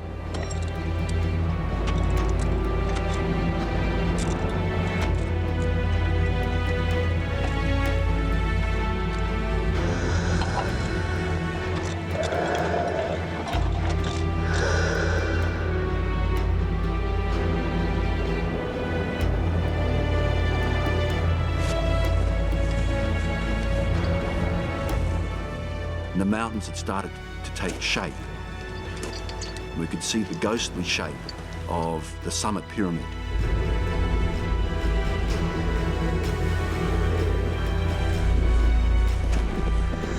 With the summit of Mount Everest within my grasp, the amount of effort I was going to have to put in didn't really matter, because I knew I did have that energy within me to get to the summit.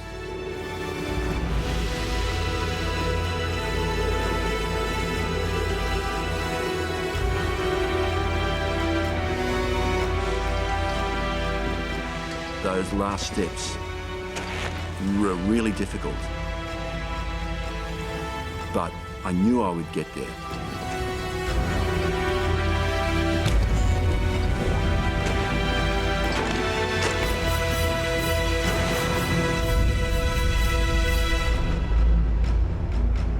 Lincoln has made it to the summit of Everest.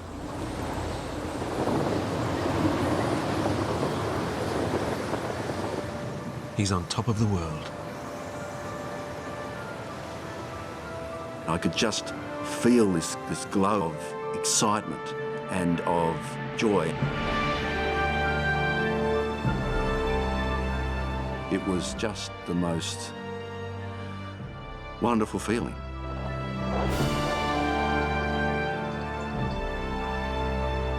was 25 years since I'd started thinking about Everest, and finally I was here.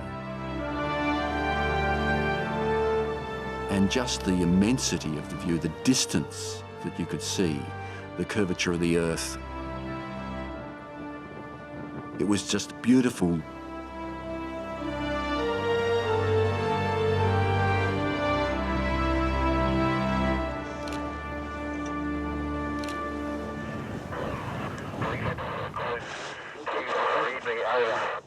I was just walking past the communication tent when I heard his voice. Lincoln, it's Mike, over. I can't believe we're here. It was fantastic because Lincoln deserved it more than anybody. Finally. He was perfectly calm. It sounded as though he was ringing from the office. Thanks, guys.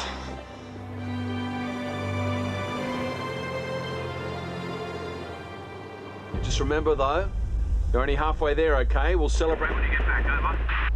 Somebody has to remind you that although it's a beautiful view, get down is a crucial thing, and get down quickly. When you get to the summit, you're only halfway there. Reaching the summit isn't being a good mountaineer, it's coming back home every time. Lincoln knows they must descend immediately from the death zone, as no one can survive at this altitude for long. The death zone has earned its name because it's at a height where your body is literally dying. With the shortage of oxygen, it's very easy to let a little error slip past you, and that can lead to death. Lincoln and his guides now face a grueling 3-hour descent to get back to the pre-summit camp. That extra energy that you had from achieving your ambition, suddenly you don't have that ambition and you're just filled with tiredness.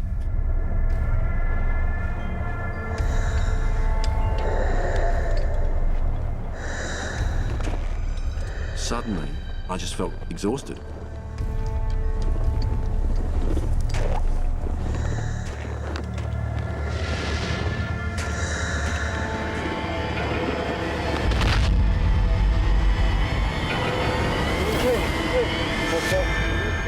Then I became overwhelmed with lethargy.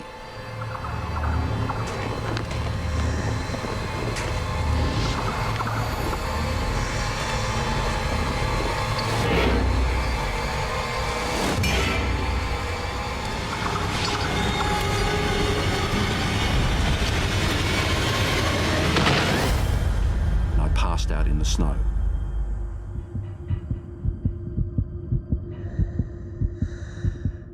Suffering from a severe form of altitude sickness, oxygen starvation is causing blood vessels to leak fluid into Lincoln's brain. I couldn't live in this oxygen-starved environment for very long at all. If he doesn't get up and get down the mountain fast, he'll die.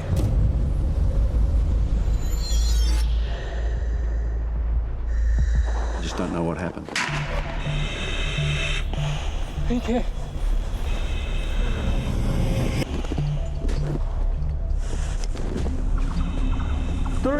To base camp. Dodger, this is Mike from base camp, over. Lincoln is down. He's barely breathing. At base camp, Lincoln's friend Mike Dillon knows this is desperate news. Lincoln is suffering from severe altitude sickness, or cerebral edema. We started to be very worried because when you get cerebral edema at that height, it's very unlikely that you'll live. Pressure is being put onto your brain. There's nowhere for that pressure to go, so it makes you go delirious and you die. Is he talking? Is he making any sense? Over. Negative. Cerebral edema can kill people instantly, but we knew that sometimes it can take a little while. Close to the summit of Mount Everest, it's impossible to bring Lincoln down. No one has the physical strength to carry anyone down from that height. Lincoln. Helicopters can rescue you from ships, from being lost in the bush. You can be rescued from the water, but you can't be rescued from the summit of Mount Everest. Over decades, more than 200 people have been left for dead near the summit of Everest.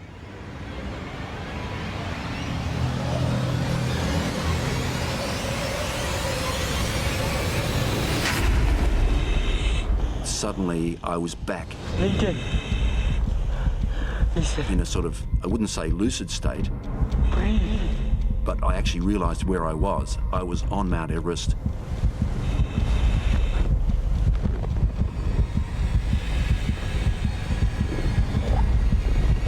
He's getting up now. He's getting up.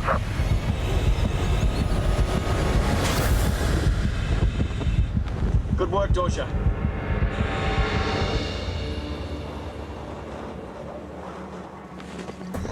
I was lucid enough to realize that I really had to get down as quickly as I could.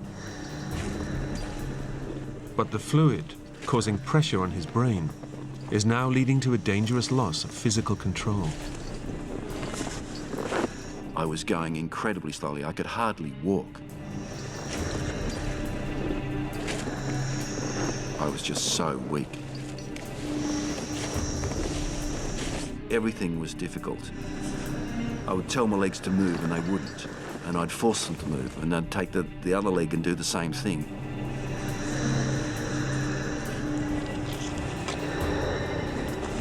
It was my mind that was driving me forward.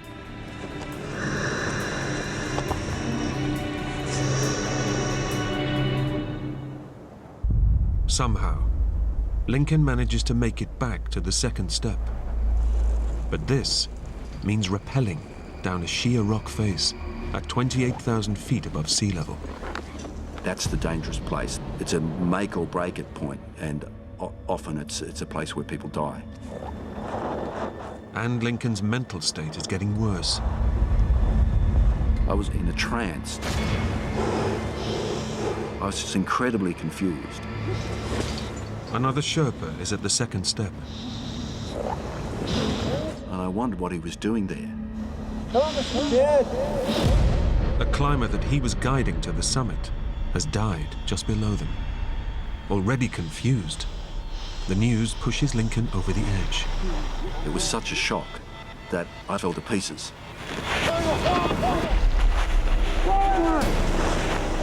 It was me battling the Sherpas. I was really on the very edge. It's an 11,000-foot drop. That's where I wanted to jump.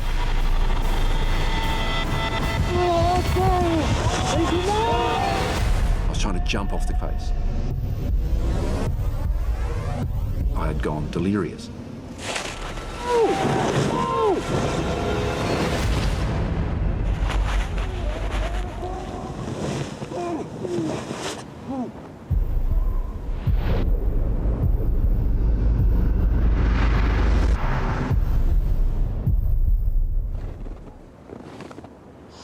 Dorje to base camp. Do you read me? Over. His guide radios Lincoln's close friend, Mike Dillon, at base camp for help. Put the radio to Lincoln's ear. I want to talk to him. Okay, Lincoln, mate, it's Mike. Can you hear me? It's Mike. We were his friends. We spoke his language. Even though his mind was obviously irrational, we thought that we might be able to help. Lincoln, you got to get up. Mike is Lincoln's only hope. The Sherpas can't carry him down. But staying with Lincoln at this altitude could kill them too. If Lincoln doesn't get up, he'll be left to die. Lincoln, Mike, hear me? Get up. Come on, mate, get up. Suddenly I could hear an English voice. You have to keep going, all right? But it was Michael Dillon begging me to come down. Lincoln, listen to me. Come on, Lincoln. Lincoln, you have to help the Sherpas. To help you. Get up, mate. Come on, get up. And that managed to get through to me, and suddenly... We're coming down. I was back. He's getting up now. He's getting up.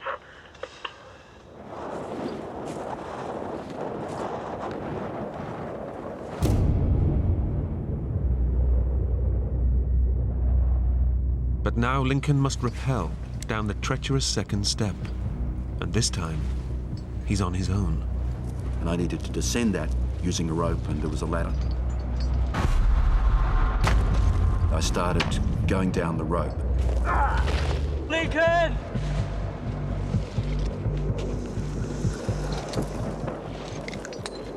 I managed to get halfway down.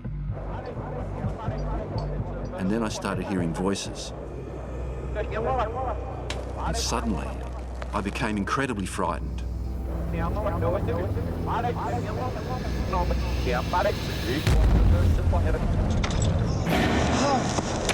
I just panicked.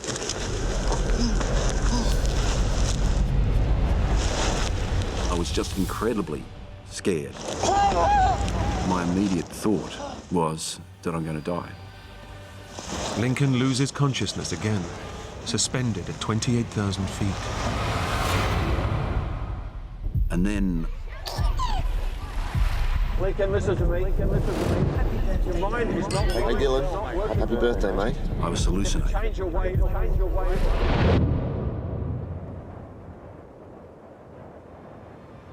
there was sort of a silence.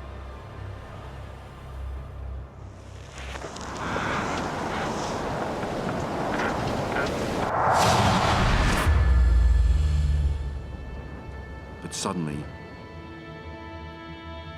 everything was wonderful. This amazing view. I forgot about everything else. I just started to feel this joy at this wonderful mountain scene with the warm colours of the late afternoon on the snow.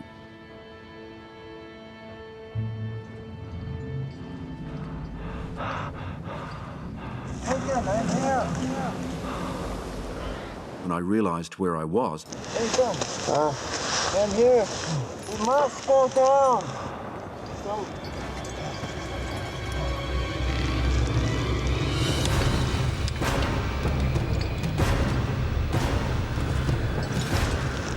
pulsing with adrenaline, I rappelled down.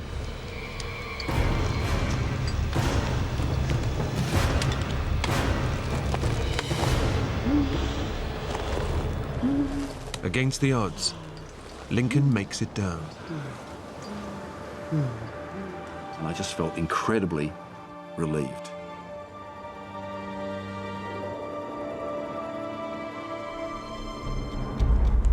Go! The Sherpas took advantage of the fact that suddenly I was re-energized, and they kept at me. Move! Move! They just kept telling me to keep moving, keep moving, keep moving. But vital time has been lost. And at this altitude, every second counts. We knew that they'd run out of oxygen by now. We knew that meant all the effort of trying to get Lincoln to come down was exhausting everyone.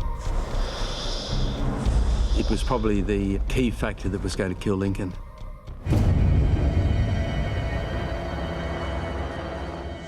As the Sherpas desperately try to push Lincoln on, disaster strikes again. I collapsed in exhaustion. I just had no energy. And I was able to move no further. I was actually felt quite pleased to lie there. Lincoln, keep breathing. Breathe.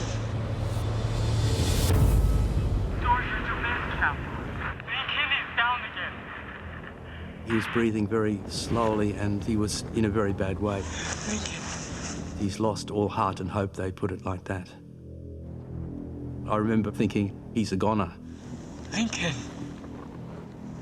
Lincoln! The Sherpas put their finger into Lincoln's eye and he didn't respond at all, so he was in a comatose state. We knew that Lincoln wouldn't live because if you've got cerebral edema, you've been where that oxygen and you're that high on Everest, no one has survived. To be realistic, we have like zero chance of getting him down. If the Sherpas stay up there, they could all die. The Sherpas had put in superhuman efforts, but we had to realise that there was some point where someone would have to make the decision that to save their lives, we would have to tell them to leave Lincoln and head down themselves.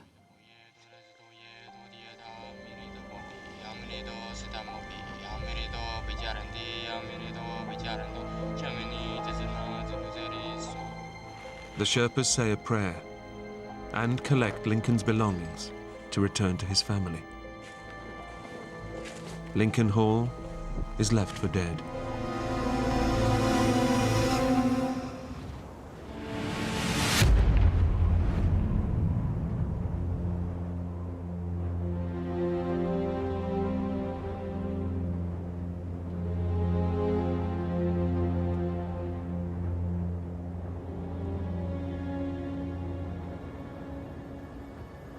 Back at base camp, Mike Dillon has just received the news. His close friend is dead. We were in shock. We didn't quite know what to do next. But we did know we had to tell Lincoln's wife, Barbara.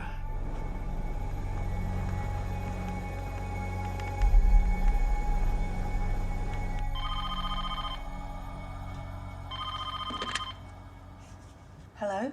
Hi, Barbara. It's Mike.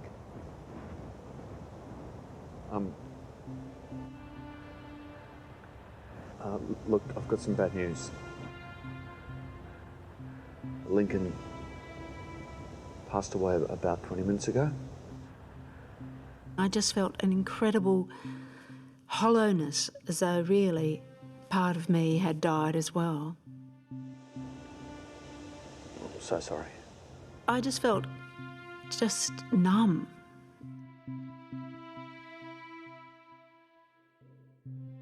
I just felt completely numb and hollow. When it finally reached its ultimate conclusion that he's dead, then it's still a dreadful shock.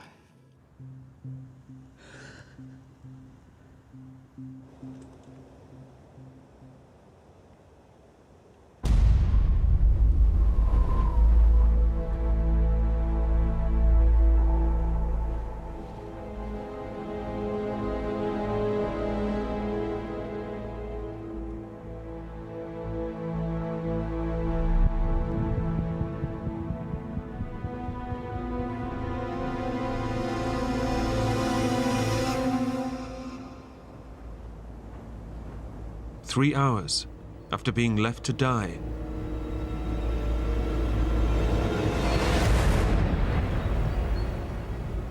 Lincoln emerges from his comatose state.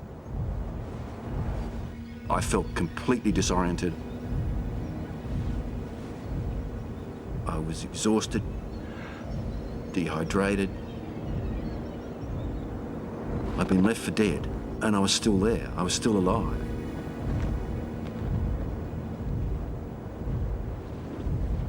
I very carefully looked for my pack, which had some really useful things like a warm thermos and a headlamp and some extra clothing. But the pack has gone.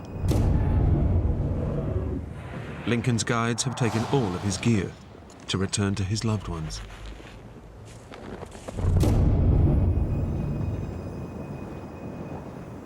My immediate thought was that I'm going to die.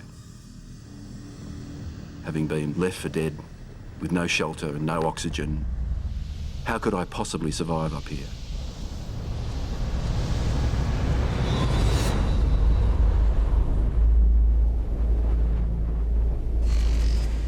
Night falls on Mount Everest. And Mike Dillon has no idea his best friend is still alive.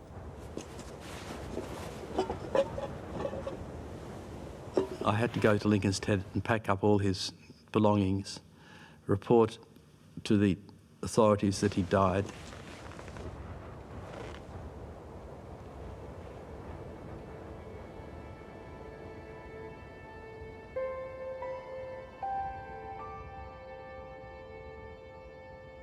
We hadn't really taken in Lincoln's death, really, to be honest.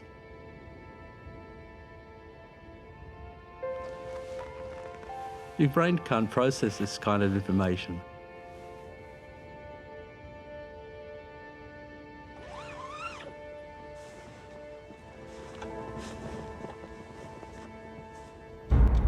As the night wears on, the temperature plummets to minus 25 degrees.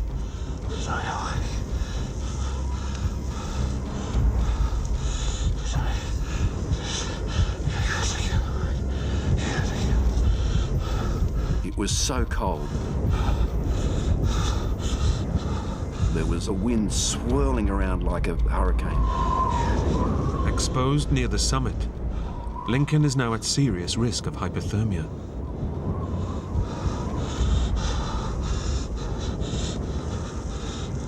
If he falls asleep, he will drift back into a coma and quickly freeze to death. Staying alive meant staying awake. I kept telling myself, just stay awake, just stay awake.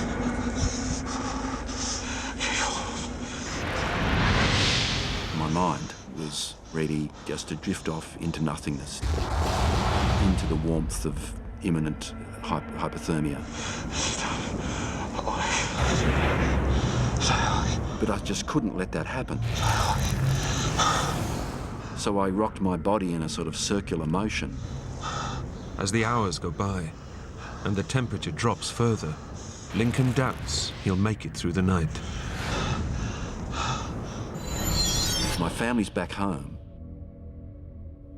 and there's this aura of death.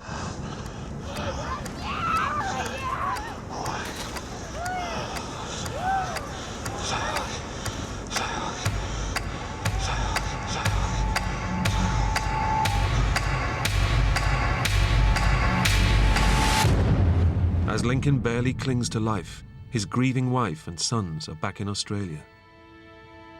Eventually, I fell asleep, and I had a dream that I could see Lincoln walking towards me very, very clearly. And he was smiling. And it was such a lovely vision. I just woke up full of joy that he was coming back. And then the awful truth hit me. I just felt incredibly cold and numb. And I could hear, especially our oldest son, crying himself to sleep.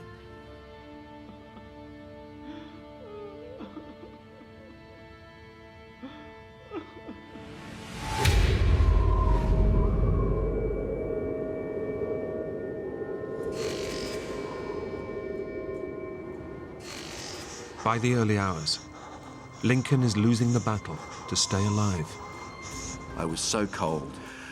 I couldn't feel a thing. And then I realized, with horror, what I wasn't feeling.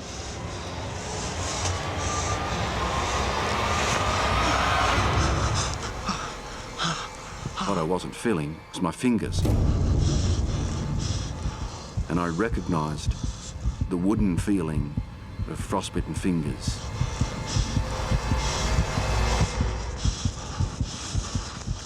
My fingers were frozen solid. But frostbite is not the only sign that hypothermia has now taken a deadly hold. I felt too hot, and I began undressing.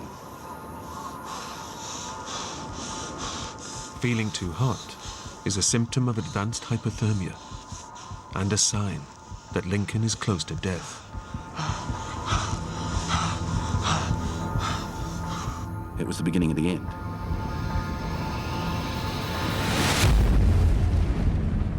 At camp, The Lincoln Hall. Lincoln's friends pay tribute to him. Lincoln. Hundreds of people have died on Everest, but we thought it was never going to happen to Lincoln.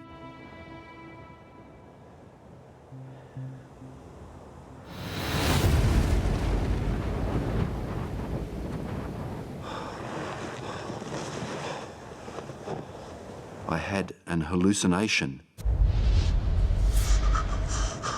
where I was wearing a really warm and comforting cloak.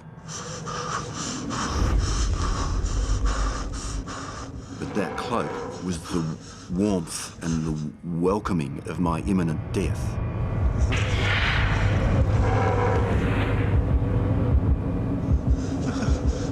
And I thought, well, this is when I'm actually going to die.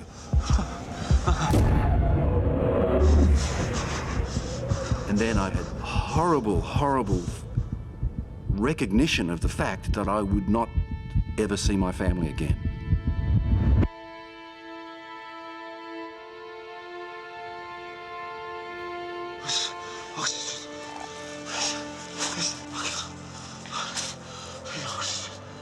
I could not accept that.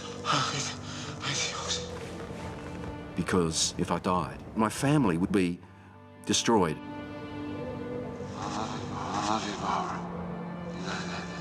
Love was the overriding emotion. I couldn't wear the cloak of death. I had to find a way out.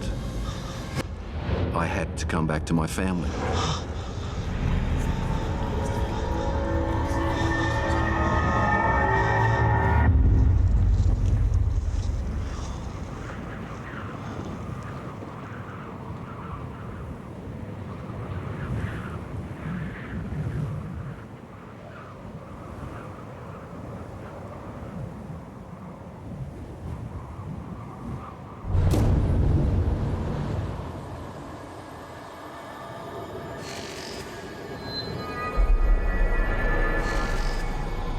It's been 12 hours since Lincoln Hall's lifeless body was left to die.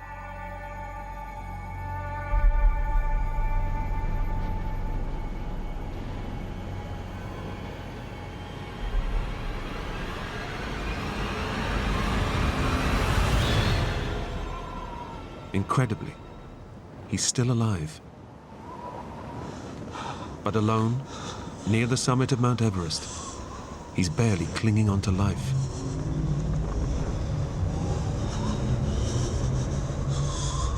The earth was beneath my feet, and I thought, that can't be right. That can't possibly be right. This huge mountain can't be moving. Therefore, I must be on a boat.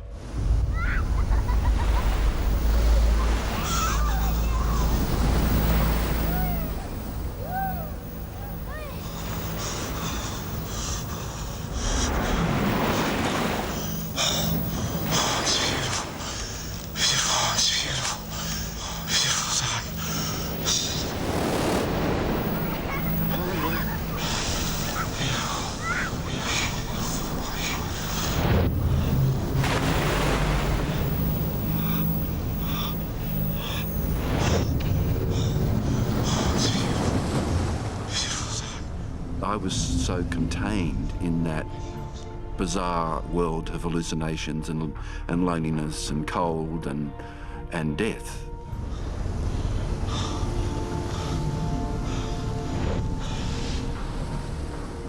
I didn't know where I was.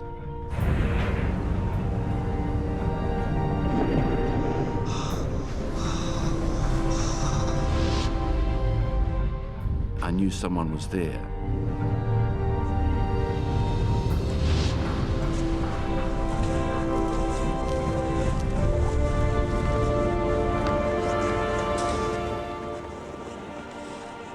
It was all very confusing because I'd been living in a very intense world of being alone and coping with that, and suddenly there were other people who'd come from somewhere.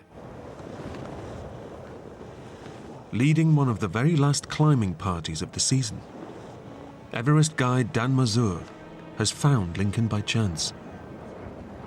That was actually the last day that there was anyone else on the mountain. Those four final climbers would have been expecting to step over my dead body.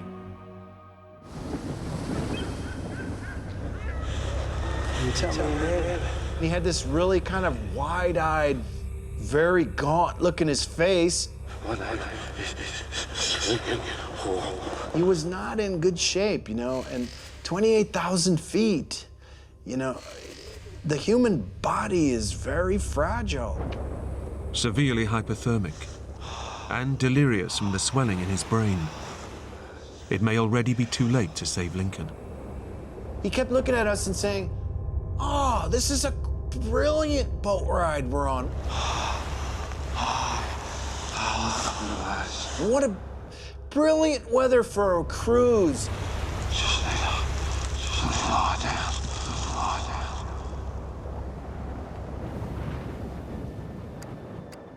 Dan recognizes the deadly symptoms of cerebral edema. He gives Lincoln oxygen to help alleviate the pressure from his brain, and chocolate to raise his blood sugar levels.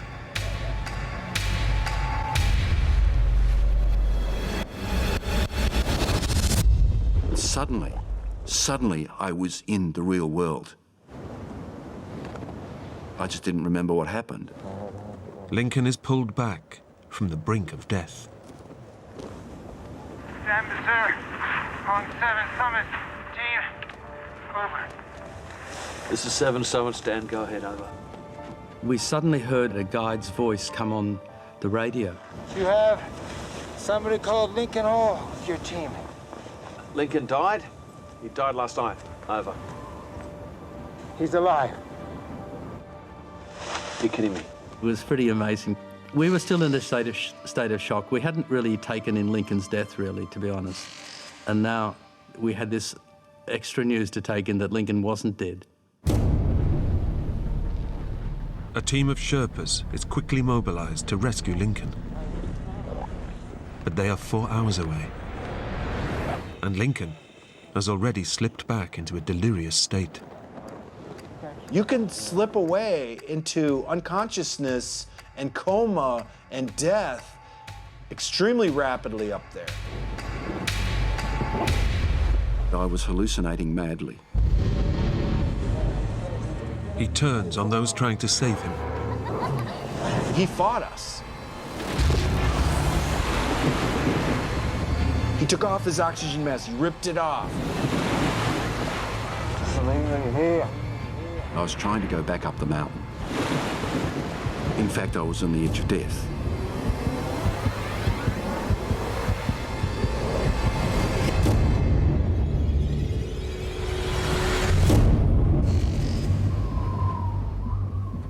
Finally, 2 Sherpas arrive from camp to try and bring him down. Already exhausted from a 4-hour ascent, Lincoln's life is now in their hands. The Sherpas had no idea of how fragile I was.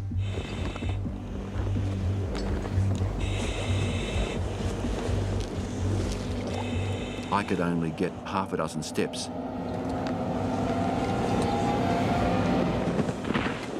Before I had to collapse in the snow. The Sherpas must now get Lincoln down 7,000 feet.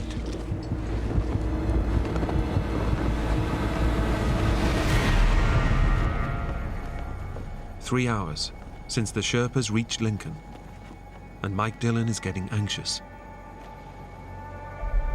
Lincoln was in a bad way. He was alive, but we didn't quite know whether he was going to ultimately survive. We thought he had a 50% chance of making it.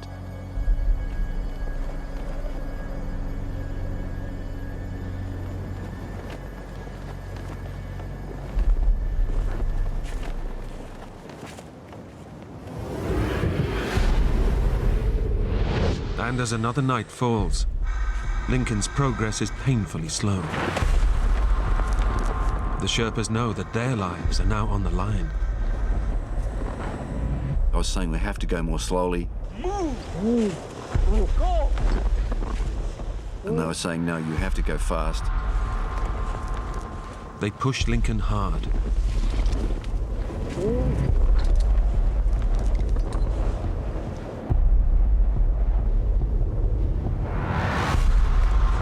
Keep going!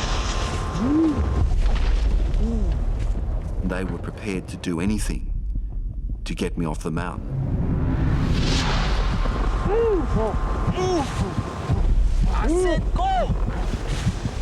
I could tell from the tone of their voices that they were tired and exhausted and they didn't want to be there. Move!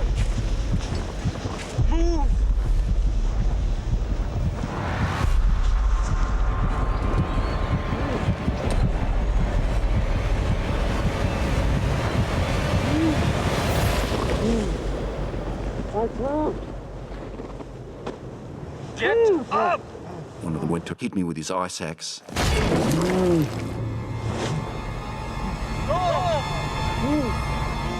They were prepared to do anything to get me off the mountain.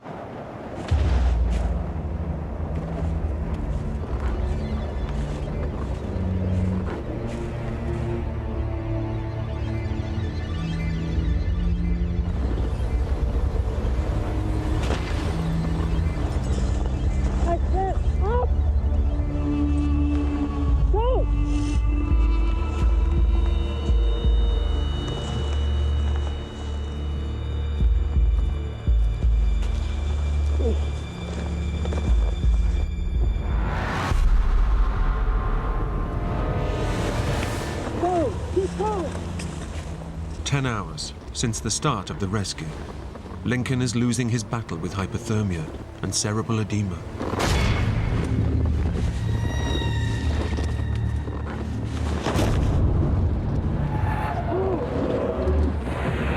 Lincoln finally gives up.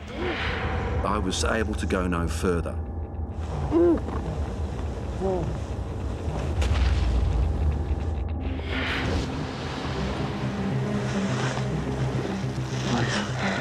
me. Just leave me.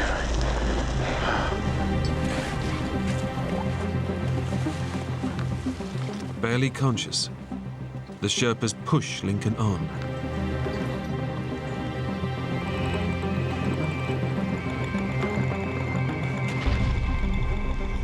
The only thing I could do was just to hold on to my commitment to find a way through this. Get up! I just had to be able to keep walking to stay alive.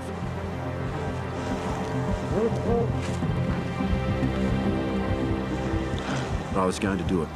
I was going to get back so I could get home. We're close, Lincoln.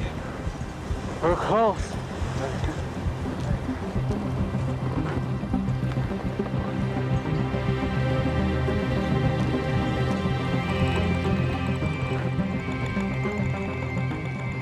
I came around a slight crest in the slope.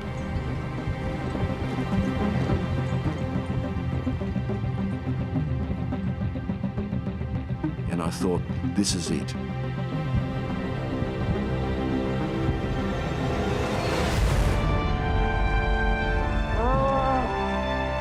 I'm going to survive. Watch out!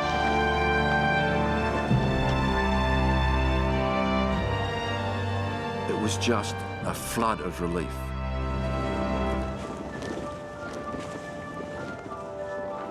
But I didn't have any energy left for jubilation.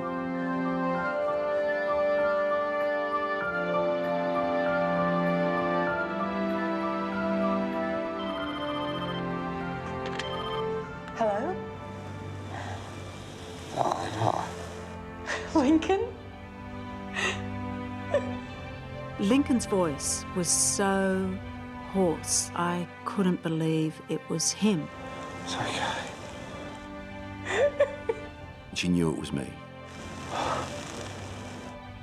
And that was just the most wonderful moment. It's okay, baby. I'm okay, I'm fine.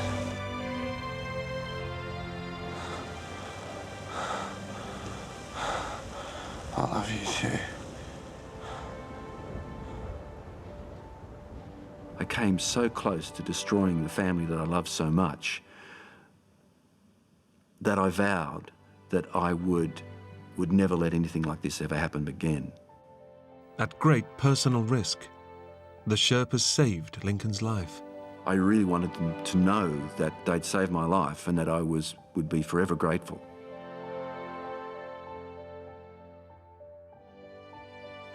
Lincoln recovered, but lost the tips of his fingers and a toe to frostbite. He still rock climbs, but has no plans to attempt any more major peaks. Doctors have yet to understand how he survived so long, with so little oxygen and without shelter, in Everest's death zone.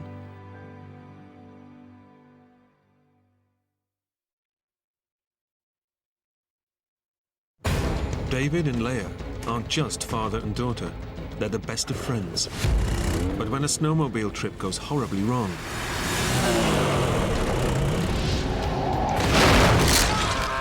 11-year-old Leah finds herself having to do things she never imagined, just to keep them alive. I knew that I need to find help. I need to send someone to my father, you know, he's hurt. Miles from civilization, she'll have to brave wild animals and sub-zero temperatures to find help for her father before it's too late. I felt guilty because I brought her there, and I don't even know if we're gonna make it through that night.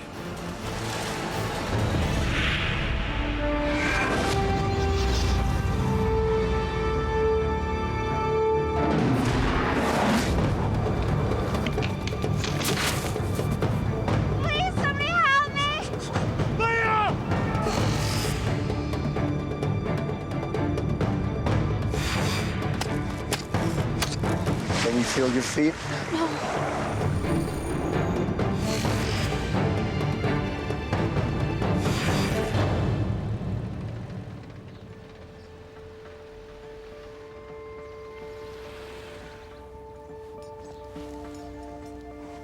It's a clear spring morning, and David Hunt is preparing for his annual cross-country snowmobile trip with his 11-year-old daughter, Leia. Cool, eh? It was just something that we promised that we would do every year, something together. Will you look at that? We always had fun together, you know? No matter what, there was never a dull moment. Mum Barbara and little brother William will be staying at home. This trip is for fathers and daughters only. Leia and her father had a special bond, I think from the moment she was born. They spent a lot of time together when Leia was younger, whether it was cycling, skidooing, all kinds of things. Her brother, I think, was very jealous about the fact that he wasn't going to go. But I think that Leia really needed to have that one-on-one time with her father. Keep you nice and warm, don't you? I love my daughter. She just had an interest to being around her dad, and she'd always want to come and hug me, and Daddy was like everything. Bye now.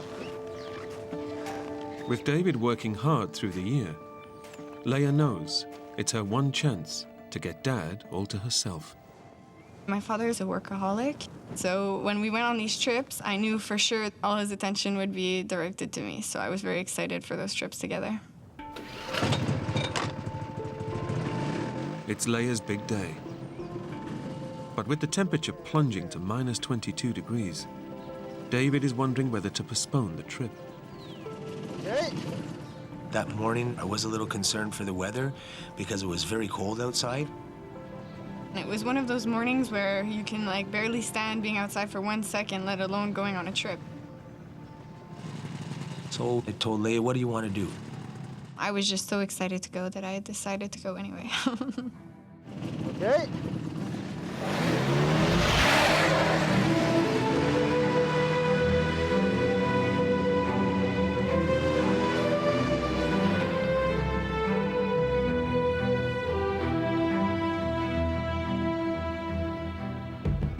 I really like snowmobiling, just the fact of having nothing on your mind. You're totally away from everybody, you're away from work.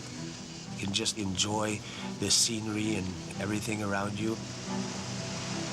It's so cold outside, but yet you don't feel cold at all because you're having such a blast.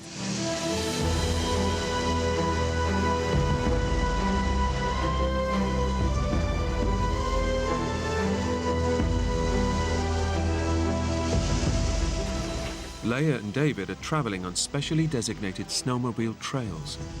30,000 kilometers of frozen freeways, crisscrossing the wilderness. Meticulously maintained by an army of grooming vehicles. The trails offer a thrilling alternative to taking the car between cities. That morning, we were heading in the direction of my cottage in Mont-Laurier. It's about 700 kilometers away. The journey will take 3 days, and they're traveling light, with just a small bag of clothes for the hotels they'll be staying at along the way. Tonight, they're aiming for the small town of Saint-Jérôme. I was concerned because it was around 2:30 in the afternoon, and darkness does come in around 4:35 in the wintertime. Figured around 4:30 we should be at Saint-Jérôme.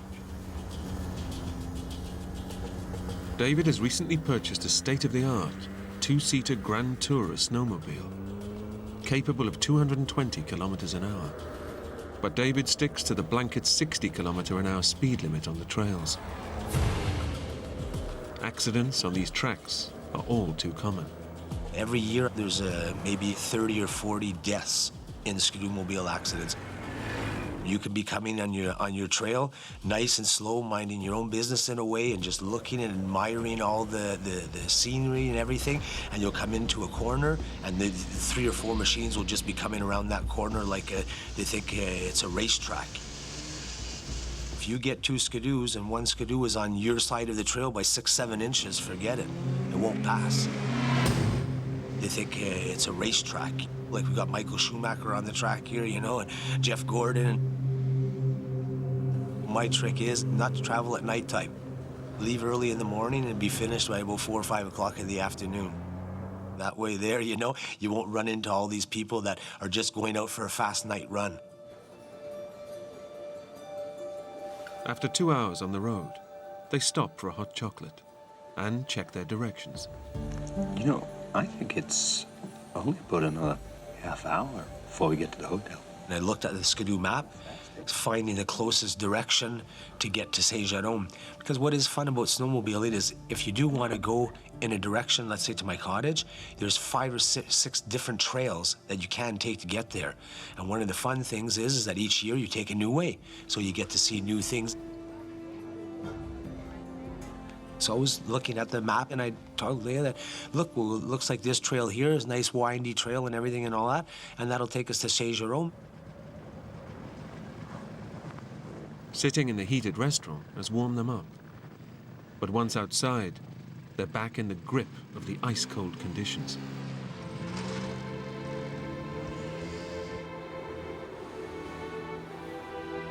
The temperature, which hasn't crept above -20 Celsius all day, is now beginning to fall. It was very, very icy and very, very cold. The wind would blow us. It was incredibly, incredibly cold. But right now, David isn't worried about the drop in temperature. I had no concerns on us being very, very cold. The only thing that could go wrong is that if we broke down, but then I figured we'd be able to walk.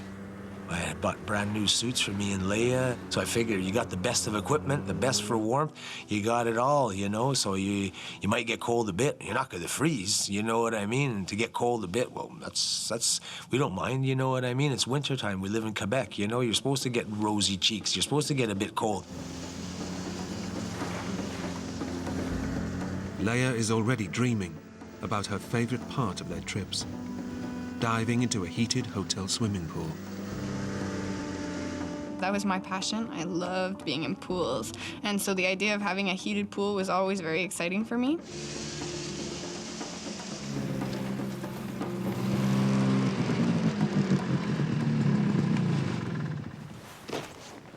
Leia and David arrive at Saint-Jérôme before nightfall.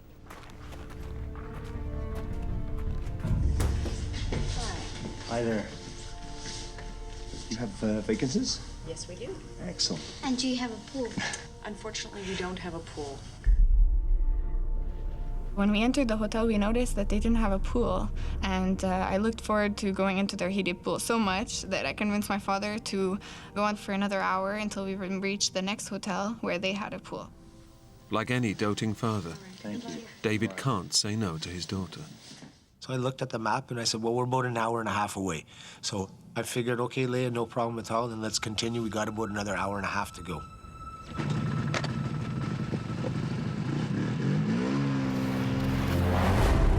David knows that snowmobiling at night brings a new set of dangers. You're not in cities, so you have all these animals to deal with too. If something was to go wrong, you'd rather much be in the daytime than at the nighttime. In spite of the dangers, David and Leia make good progress. It was a new trail. We'd never been this way in the snowmobile before, and the trails were very good.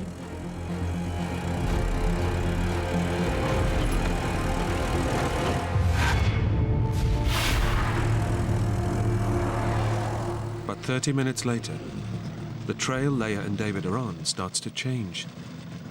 High winds have blown snow in drifts across the track, and the grooming vehicle that should have cleared it has broken down. The visibility of the trail was very, very bad. You really had to be cautious. David has to stay focused. Hidden dangers lie beneath the snow. If they drift off the track, they could smash into concealed rocks and branches. I was just anxious to get out of there in a way and to get onto a better trail and to get to the motel at this point. This wasn't fun.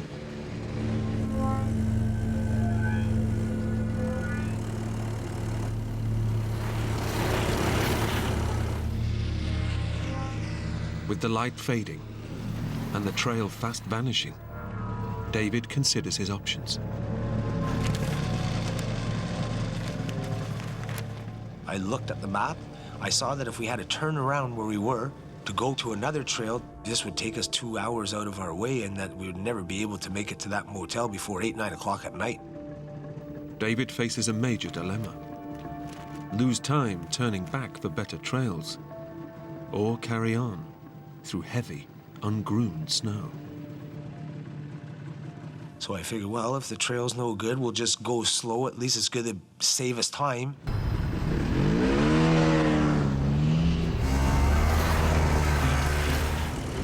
David presses on, hoping the trail will improve. But up ahead, a hidden trap awaits them. Metal guardrails, buried by the drifts, lurk just beneath the snow. All of a sudden, my ski was stuck. The metal skis are caught on the rails. And I was just trying to turn the skidoo, and it wouldn't turn. It's steering them towards the edge of a ravine. My first reaction was to turn around and take Leia and throw her off. And then I realized...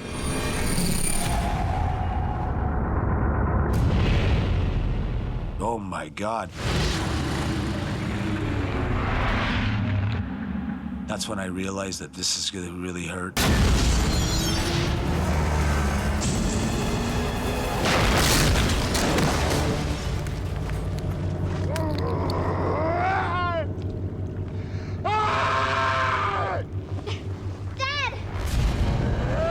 When I looked down at him and I saw him in the bottom of the ravine, I guess in that moment I just kind of froze over.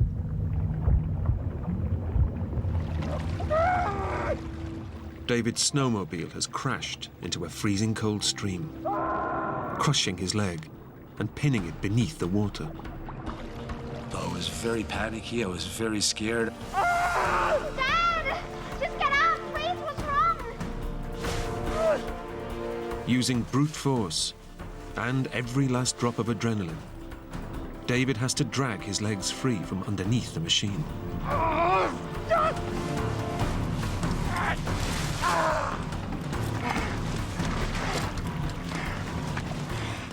But when he tries to stand... When he got up, I figured everything was fine, like we were going to walk out of it, until he fell. I realized that there was something very severely wrong with my knee. When David crash-landed in the bottom of the ravine, it wasn't just the ice that shattered.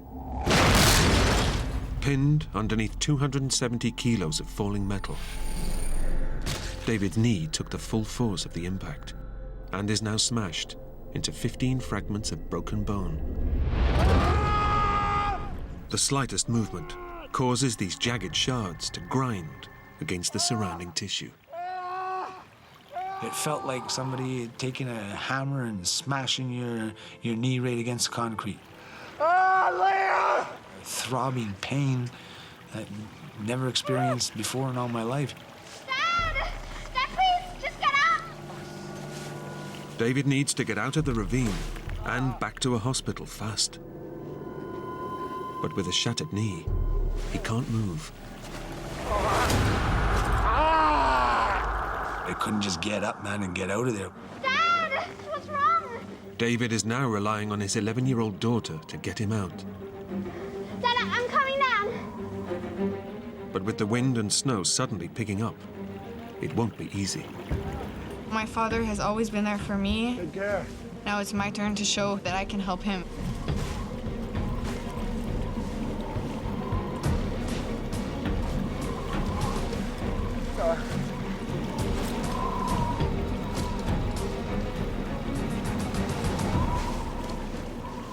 Leia's made it, but there's no time to rest. Their best chance of rescue is being spotted by another snowmobile. Unless they can get back up to the trail, nobody will see them. We were so far down that if a snowmobile drove by, they wouldn't see us, so we had to get up there. Okay, slow. No, slow. I tried to pull him, but he's a man. I'm an 11-year-old child, so it was kind of impossible to do. Okay, again, one more time. I'm like paralyzed now in a way, you know what I mean? The minute you make any movement, it's a throbbing pain. Realizing her arms aren't strong enough to pull her father up, Leia braces her body and uses her legs instead. So I'd grab her leg and I would pull myself up about a foot at a time. Then Leia would back up, brace her hands very well in the snow on each side again, and I'd grab onto that leg that she would put down, and I would pull myself up another foot.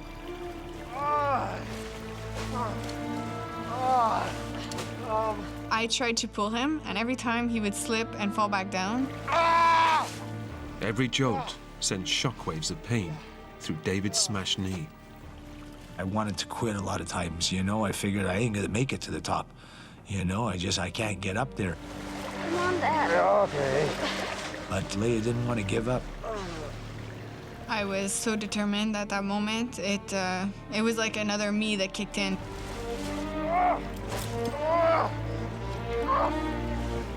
Oh, come on. Doing great, Leia. Oh. Leia, all 45 kilos of her, manages to help pull her badly wounded father back up to the top of the trail. Getting out of the ravines was one of the hardest things that I ever had to do.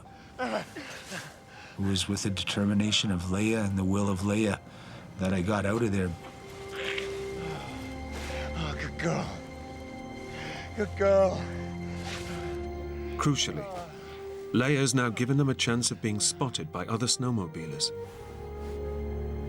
But it better happen fast, because with a severely injured leg, soaked to the skin, and beginning to freeze on one of the coldest days of the Canadian winter, David is unlikely to survive a night in the open. Exhausted after his climb, David checks out his shattered knee.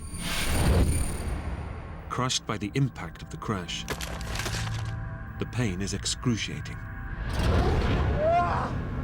That's when I really realized how severe my knee was smashed and broken. I didn't know it was filling up with blood. Internal bleeding could cost David his leg and his life. He knows they need to get help before it's too late. Then he remembers he has his mobile phone. If it works, he can alert the rescue services and get them out of here. I ever go on big trips, I always take a cell phone. You get in an accident, you get stuck, that's what a cell phone is for.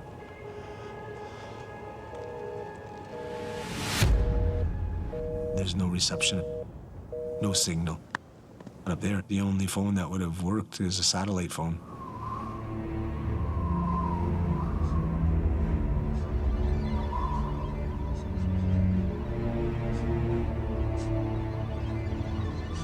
David and Leia are all alone. The temperature is dropping. They're 11 kilometers from the next town. And with nighttime fast approaching, it's unlikely any other snowmobiles will pass by.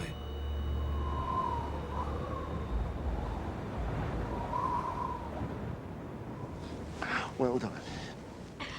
Still wet from his fall in the river, David is freezing. But right now, he's more concerned about his daughter. Where's your glove? That's when I could see Leia. Leia had lost one of her gloves. Put that on. That on.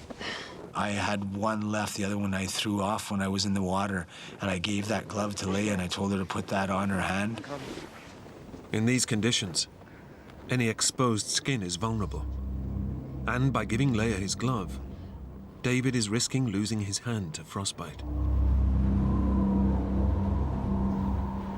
Despite the condition of the trail and the worsening weather, David tries to convince himself that someone will come and save them. Now it's almost dark time. I'm sure there's people around here that travel back and forth to go to work on their skidoo, or after supper they'll go for a ride.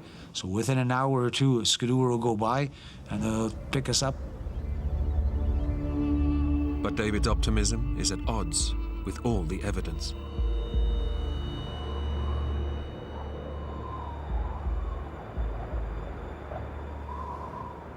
I was thinking, man, it's getting colder and colder and colder. Now the sun's gone away, the night's coming in, the wind is just howling and howling. And the cold isn't the only threat the darkness brings. These woods are home to wolves. Beasts more than capable of killing an injured adult and a small girl. The wolves were making noise, they were howling, the wind is howling.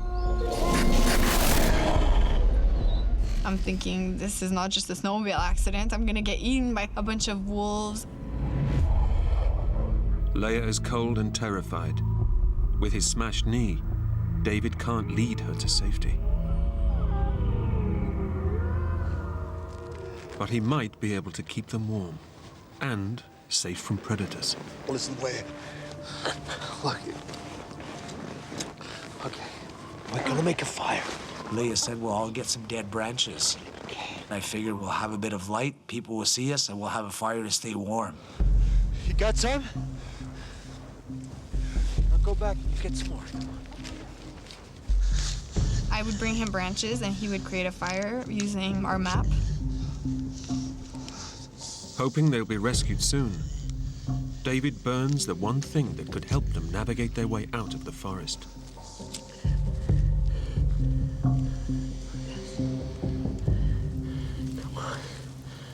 Come on, Leia, they're gonna need some more branches soon. For the first time since they crashed, David and Leia feel some warmth. The fire should also keep any wolves at bay. Starting to look better now, at least, you know, things are looking up. But keeping the fire going proves a challenge. The branches that she could break were like an inch and smaller. I got some more. So by the time she'd go and get more and come back, it was burnt.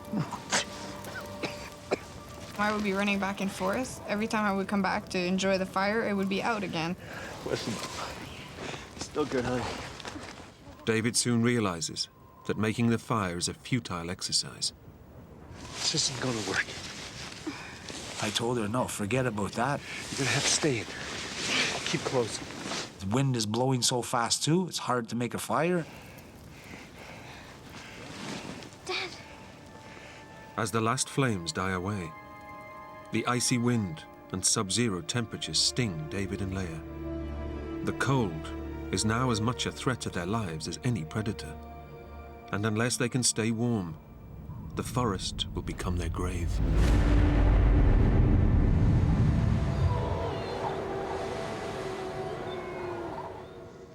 David thinks of one last option. What I want you to do is to go back down to the snowmobile. Real slowly. My father suggested that I empty one of our nap packs that we had and take a few sweaters and a few blankets and whatsoever to be able to put on our hands and our feet. The problem is that the snowmobile is half submerged in the creek. If Leia falls in trying to get to the bags, the icy water could send her into cold shock. And with David unable to move, he won't be able to help her. But it's a risk they have to take. Good girl. Go nice and slow.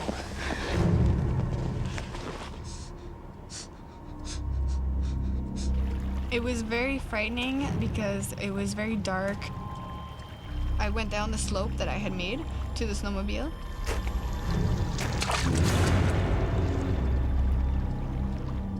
I made it, Daddy!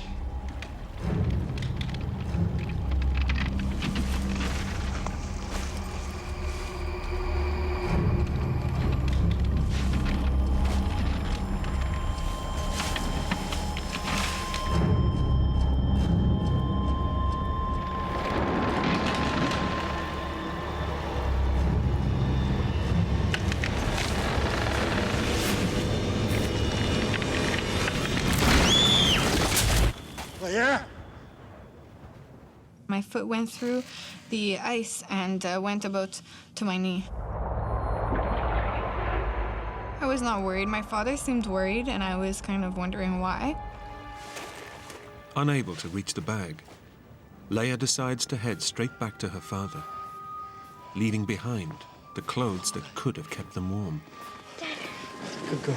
As they huddle for warmth, Leia doesn't tell her father that her boots are filled with ice water from the stream. My feet were freezing at that point. Really, really, really cold. Unless warmed up, her feet are at major risk of frostbite. But it's her dad she's most concerned about. His face looked so pale and he was dripping sweat. It worried me to see my father looking like that. It worried me a lot. Despite the freezing cold, David is boiling up. The pain of his smashed knee is raising his blood pressure and causing his body to sweat. If that moisture freezes inside his suit, he'll become a prime candidate for hypothermia. As his temperature drops, so will his heart rate, and eventually, he'll fall into unconsciousness. He needs to be taken to a hospital immediately, but stuck in the middle of nowhere, it's not looking likely. Nobody was coming. You know, it didn't look good at all. I don't want my daughter beside me if I'm gonna freeze and die.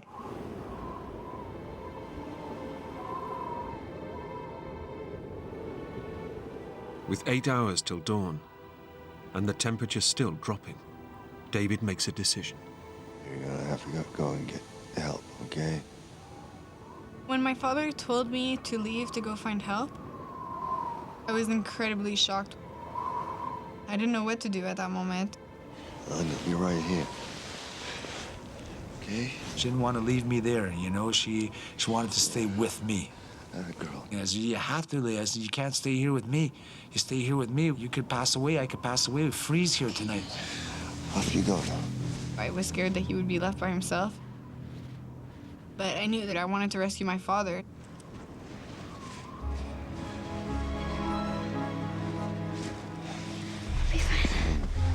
Leia sets out alone, determined to find help and save her father. So she got up and she started walking.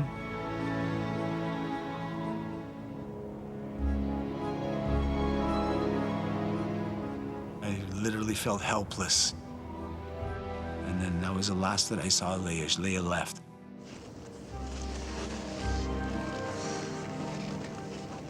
As soon as I left him, the fear kicked in. I realized that I was all by myself now.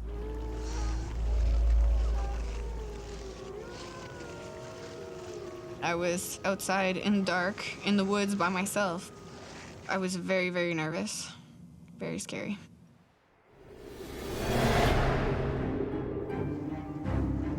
Limping, after her earlier fall through the ice, Leia heads deeper into the forest.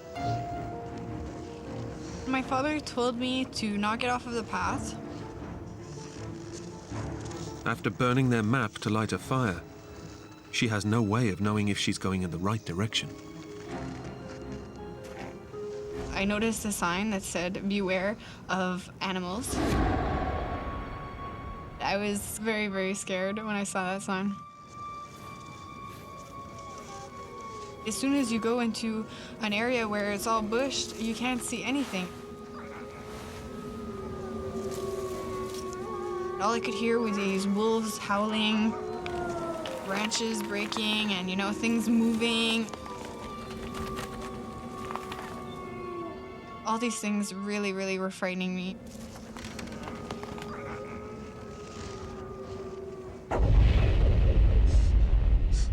Back at the crash site, David can't stop thinking about Leia. I was so worried after she left. I was thinking, you know, all kinds of stupid things that could happen to her.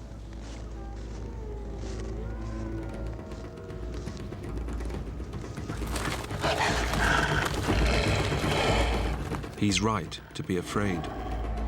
I could hear a bunch of wolves. At that moment, I was petrified. Desperate to get out of the dark woods, Leia looks around for an escape route. I saw a path that led to a lake. And on the lake, it was very open, and I could see some lights. So right away, I got hope because I figured there has to be somebody there. But to reach the light, Leia will have to walk straight over the lake. I knew my father would be upset if I went onto the lake because it's very dangerous. Tons of things could happen. Leia has already fallen through ice once, and the thought of having to cross a frozen lake at night terrifies her.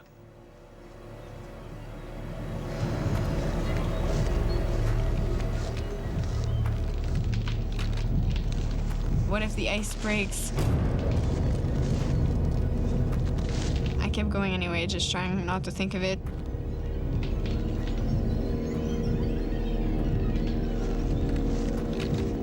Leia heads towards the light. Every step she takes runs the risk of plunging her through the ice and into the frozen water below. All I kept telling myself is, I'm almost there. There's light. There has to be someone. But when she finally reaches the far side of the lake, there's a shock in store. As I got closer, I noticed that the only way that I would be able to get to that light was if I climbed a steep, straight hill that was impossible to reach. At that moment, I started to yell and yell and yell and just scream out, "Help! Please, can you hear me? Please help!" If anyone is there, they cannot hear her, and she cannot climb up the steep bank to get closer. Help! Please help me! I was very, very depressed at that moment. 11-year-old Leia has walked through the dark forest and across a frozen lake that could have taken her life, all to save her father. But it's been in vain. At the crash site, David's core body temperature is plummeting, and he's just hours from death.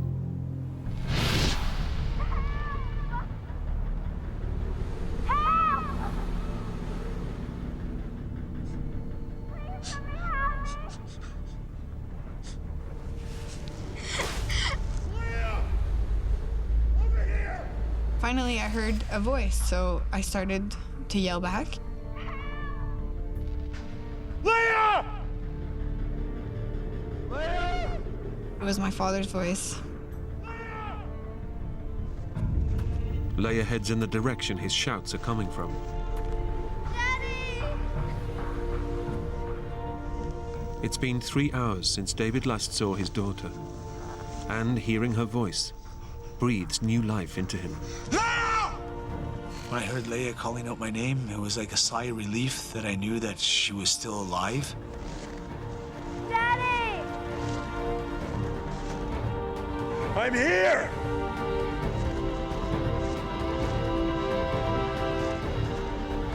Over here!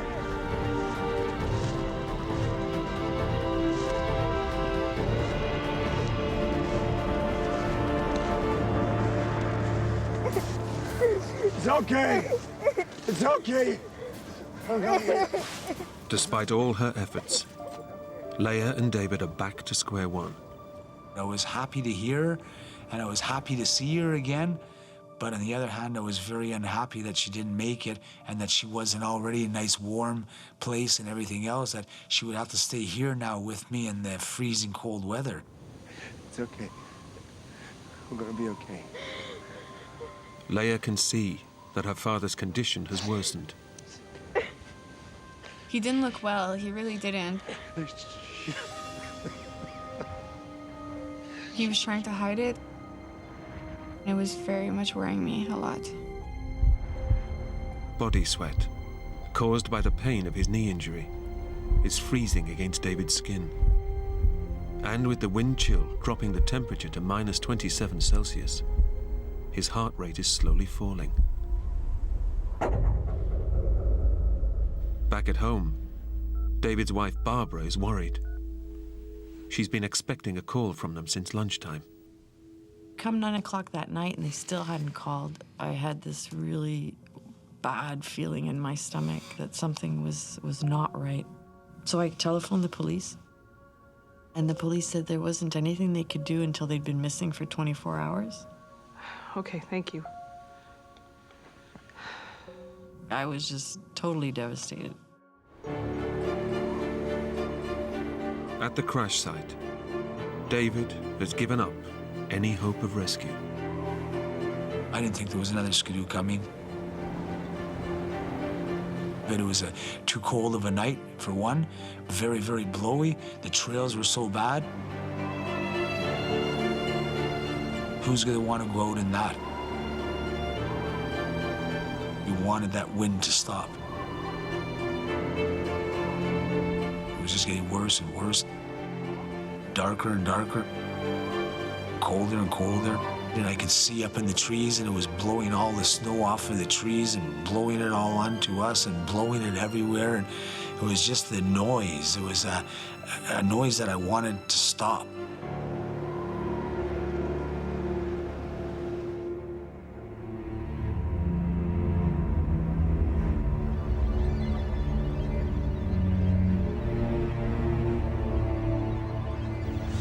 Although badly injured himself, David is more worried about his daughter. She was cold, and I was cuddling her up. She was shivering and shivering and wouldn't stop. I was trying to get her as warm as I could. But one part of Leia's body, which was freezing cold, is now beginning to feel warm. Her feet. My feet weren't cold whatsoever at that moment. They were kind of actually numbed. It's gonna be okay. Her feet are also swelling. Combined with the lack of sensation, it's a sure indicator that Leia is developing acute frostbite. The cold has frozen the fluid in her skin cells, creating ice crystals. These cells have ruptured, causing her feet to swell. Now, the blood supply is not reaching the damaged skin, and the nerves in her toes are slowly dying. Every 15, 20 minutes, I'd just be patting on her side, and I'd see that she'd move. I didn't want to wake her up, but I wanted to make sure she was always alive. David has tried to stay strong for Leia. But now, one thought goes round and round in his head. Has he just led his young daughter to her death? I felt guilty because I brought her there. It was a living nightmare for her. There's no way that Leia deserved this. So if there was anything that I could do for this to turn around and be different, I would do that in a flash. But I can't.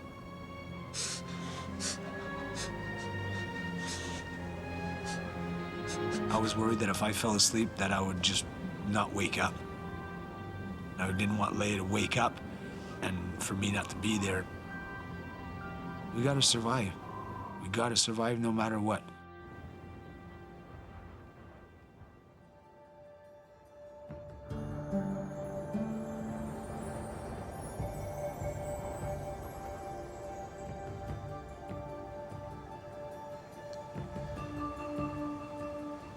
I was very, very relieved that the sun was coming up. Against all the odds, David and Leia have survived one of the coldest nights of the year in one of the most inhospitable environments on Earth. We did it and we survived, and I just thank God for watching over us, you know. But when Leia goes to get up, there's a shock for both of them. My feet. Holy jeez. She had ice all around her boots.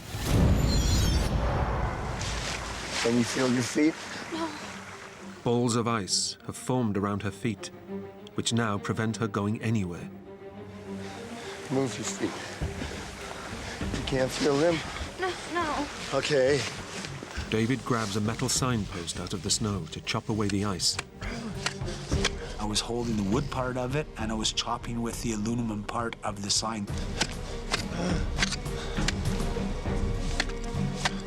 But as David breaks up the ice, curiously, Leia feels nothing. My feet were so numb, I didn't feel anything whatsoever. All I could feel was him hacking at it. The fact that Leia cannot feel her feet is a very bad sign. The nerve endings in her toes have died. She doesn't know it, but she's in the advanced stages of frostbite. Despite the damage, she can stand. Now David wants her to leave him and save herself before they freeze to death. Gotta go back to the trail from last night, okay? It's the only way. It's gonna be okay. Either she leaves now on foot to go to get help, or we die here. I love you, Daddy. I said to Leia, when you're walking, just believe in your heart, Dad is with you. So you walk and you leave and you get to the town, I'll be good.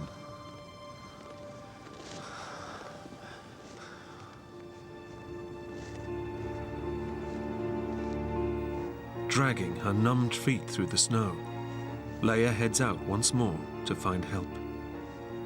I was in pain at that point. I was not comfortable at all. Back at the crash site, David knows that even if Leia finds help, it might not arrive in time to save him. He has to try and walk, or die here in the forest. After Leia left, I figured that I'm gonna go that way too. I'll try and follow her. Come on!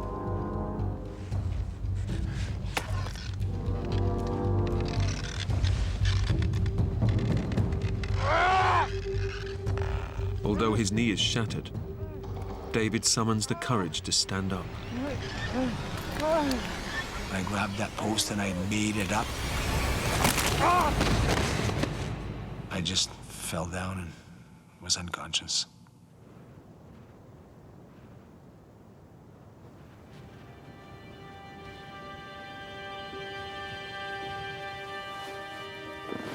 An hour into her walk, Leia spots a derelict building in the snow up ahead.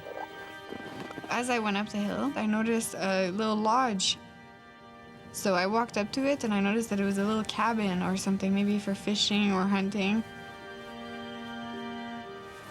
I was so disappointed because I wish I would have seen it the night before and I would have been able to drag my father towards it or something so that we could have gone in it, you know? So I was very disappointed at that moment. As Leia pushes on, she starts to worry that she'll never find help. I felt like I was not getting anywhere. When you're in the woods like that, often it all looks a bit the same. Leia doesn't know it, but now every second counts in the race to find help. Her next decision, to go left or right, could seal her father's fate. As I was walking, I reached the point where I had turned off the night before to go into the lake. I remember my father told me it's very important to always stick to your right, he told me.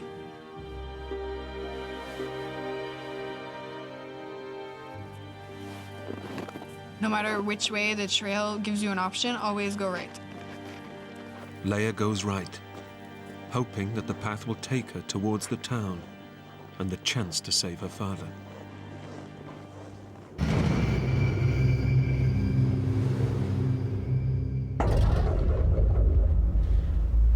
David's body is shutting down.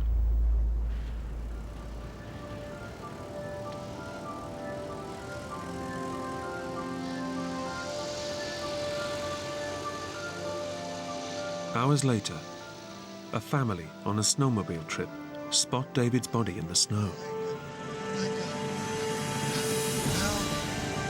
David has clung to life. My daughter! Now his only thoughts are for Leia. My daughter!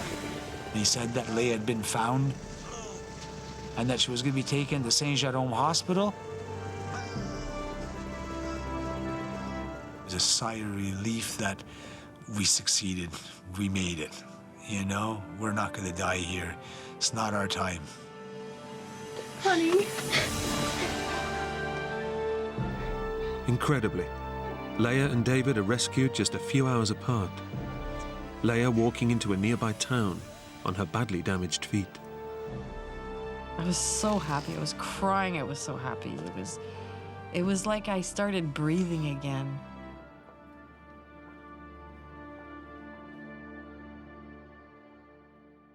Leia and David survived their ordeal, but sustained lifelong injuries. David underwent reconstructive surgery on his shattered knee. But Leia's injuries were more severe. Partial amputations of both her feet were necessary after suffering acute frostbite. I really do feel lucky to be alive. The doctors thought that I would have been amputated close to my knees, and I managed to be able to keep both of my heels, so I'm incredibly lucky for that. And I thank God every day for it.